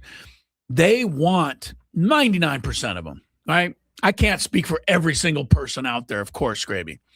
But these people want the greatest things for these athletes. They want to do everything. They want to help them. They want to give them advice. They want to push them a little bit just beyond where they can go sometimes so they can get a little better and get better than they even know they can get. I get all that. But all these strength and conditioning coaches, athletic trainers, they live in fear in a lot of ways of something like this ever happening in their world. You left out something about this. Go ahead. Calvin Dickey Jr., he has a sickle cell trait. He did. And so he's passed. Sorry. Now. Yes. Sorry. Yes. Yeah. Kolbus knew about this and was made aware of his medical condition, but apparently just kept making him do it. And they're saying that because of the sickle cell trait, that is what caused to it. Yeah, that is contributed. And they're saying he knew about it and went ahead and did this. But they're calling it hazing, which yes, they are. Which that's not hazing. I don't know. That's training. I don't know. Now, should he have probably, if the kid was asking to stop, should he have let the kid stop? Yeah, but we weren't there. I mean, it's the old story, man. We used to practice back in the day. They didn't let us drink water, My coaches did not let me drink water in 2003. Yeah. This is what Anyway, these stories suck the worst because somebody died, and yet we barely ever going to think about that. All we're going to think about was who's right, who's wrong, how do we keep this from happening? And we know it's almost impossible because things like this, there are bad outcomes. And there are coaches that push too hard. And there are trainers who do. But most of them don't. They love these athletes. They would do anything to help them. And I'm sure that's what Kolbus feels he was doing for his part. And that's what his attorneys say. So it'll be interesting to see how this turns out. It's impossible for us to make every comment on it, Skraby, because we don't have all the facts in front of us. I just think that hazing is a weird way of putting it. Hazing seems more like what they were supposedly doing at Northwestern. Yes. When they said, what did you have to do? Naked bear crawls. Yeah, that seems like hazing. That's hazing to me, but doing 100 up downs. I'll tell you one thing, 100 up downs would be hard for just about anybody. Not easy. Here's what the attorney general, the prosecutor said about it. My office filed very serious criminal charges after investigating what took place 2 summers ago. The fact that this was an intentional, deliberate hazing perpetrated by a coach who knew CJ's health condition made him vulnerable to extreme workouts. The facts show this defendant received information about his health condition along with training about NCAA anti-hazing standards and disregarded that information. Well, if you listen to that, this guy, the strength and conditioning coach, Mark Kolbus, is a monster. Just is. Wait, say that one more time. I said if you hear that and you believe, and that's what you go with. Yes. Okay. Yeah. And then this guy's a monster. He knew all this, and he, I envision him seeing the kid struggle and being like, keep going. Yeah, like, I don't care that we you're don't hurt. know that happened. We don't know. But I envision when they say hazing that he's just like, that's what they're not claiming. Letting him get up. That's what they're claiming. His attorneys are going to say, if that's the case, then yeah, he's a monster. Yeah, he's a monster. Yeah, but it's an interesting story for sure. I just, this is the kind of thing that makes it sometimes tough. Wasn't there the Maryland coach? What was his name? You have to be able to read each athlete, right? Every athlete has a different breaking point. There is how do you know sometimes where that is? Oh, DJ Durkin. Remember, he got fired after there was a death of a player because of something that he did. But I don't know. Case by case, I guess. Yeah. All the way around, it's sad. I think so.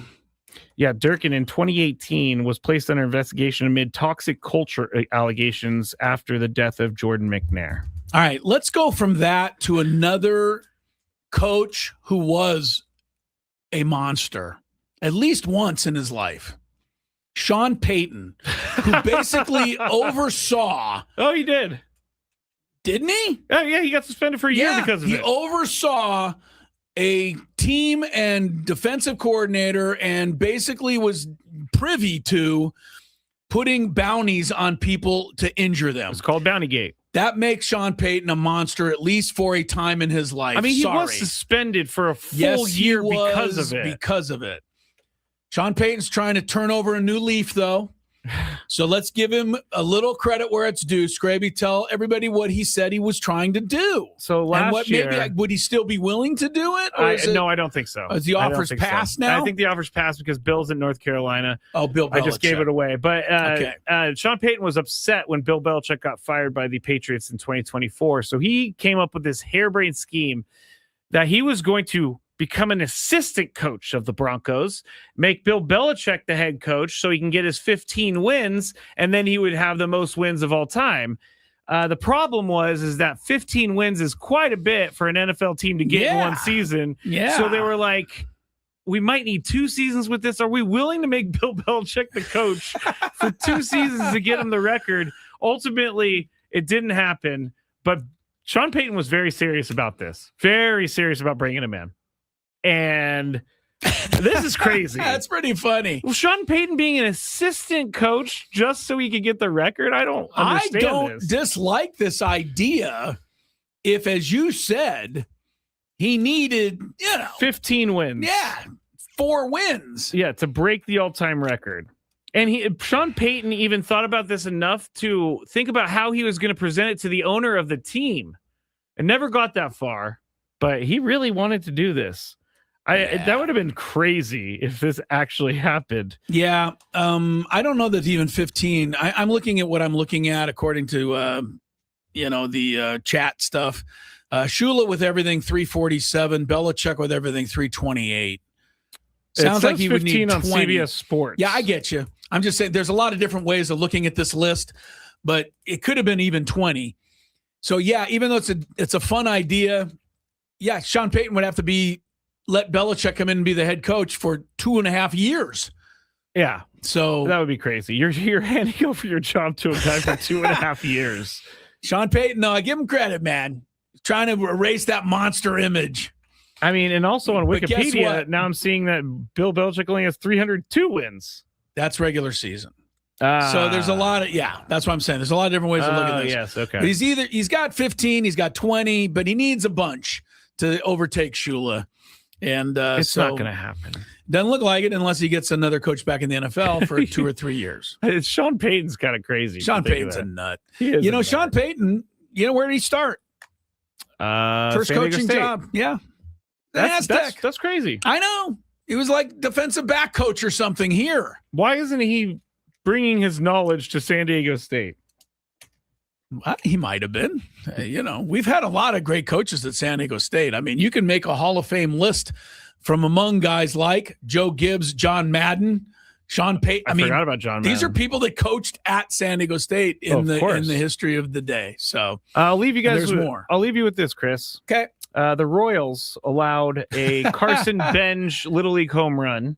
Okay. And the reason they did that is because they had 3 errors on the same play in the first inning of their game against the Mets tonight. So they were throwing the ball all over the yard. All over. They had 3 errors on the same play, 3 throwing errors. On the same play. Carson Benj went one base, and then they threw it away, and he went another base, and then they threw it away, and he went another base. Yes. And they said, you know what?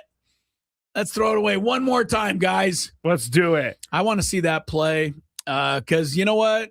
Looking at that will make me feel better about how the Padres are playing defense. And also, he hit the ball to Seth Lugo, who was pitching. And Lugo was the one who started this. He threw it low. Jack Caglione couldn't handle it, and then everything else craziness was ensued.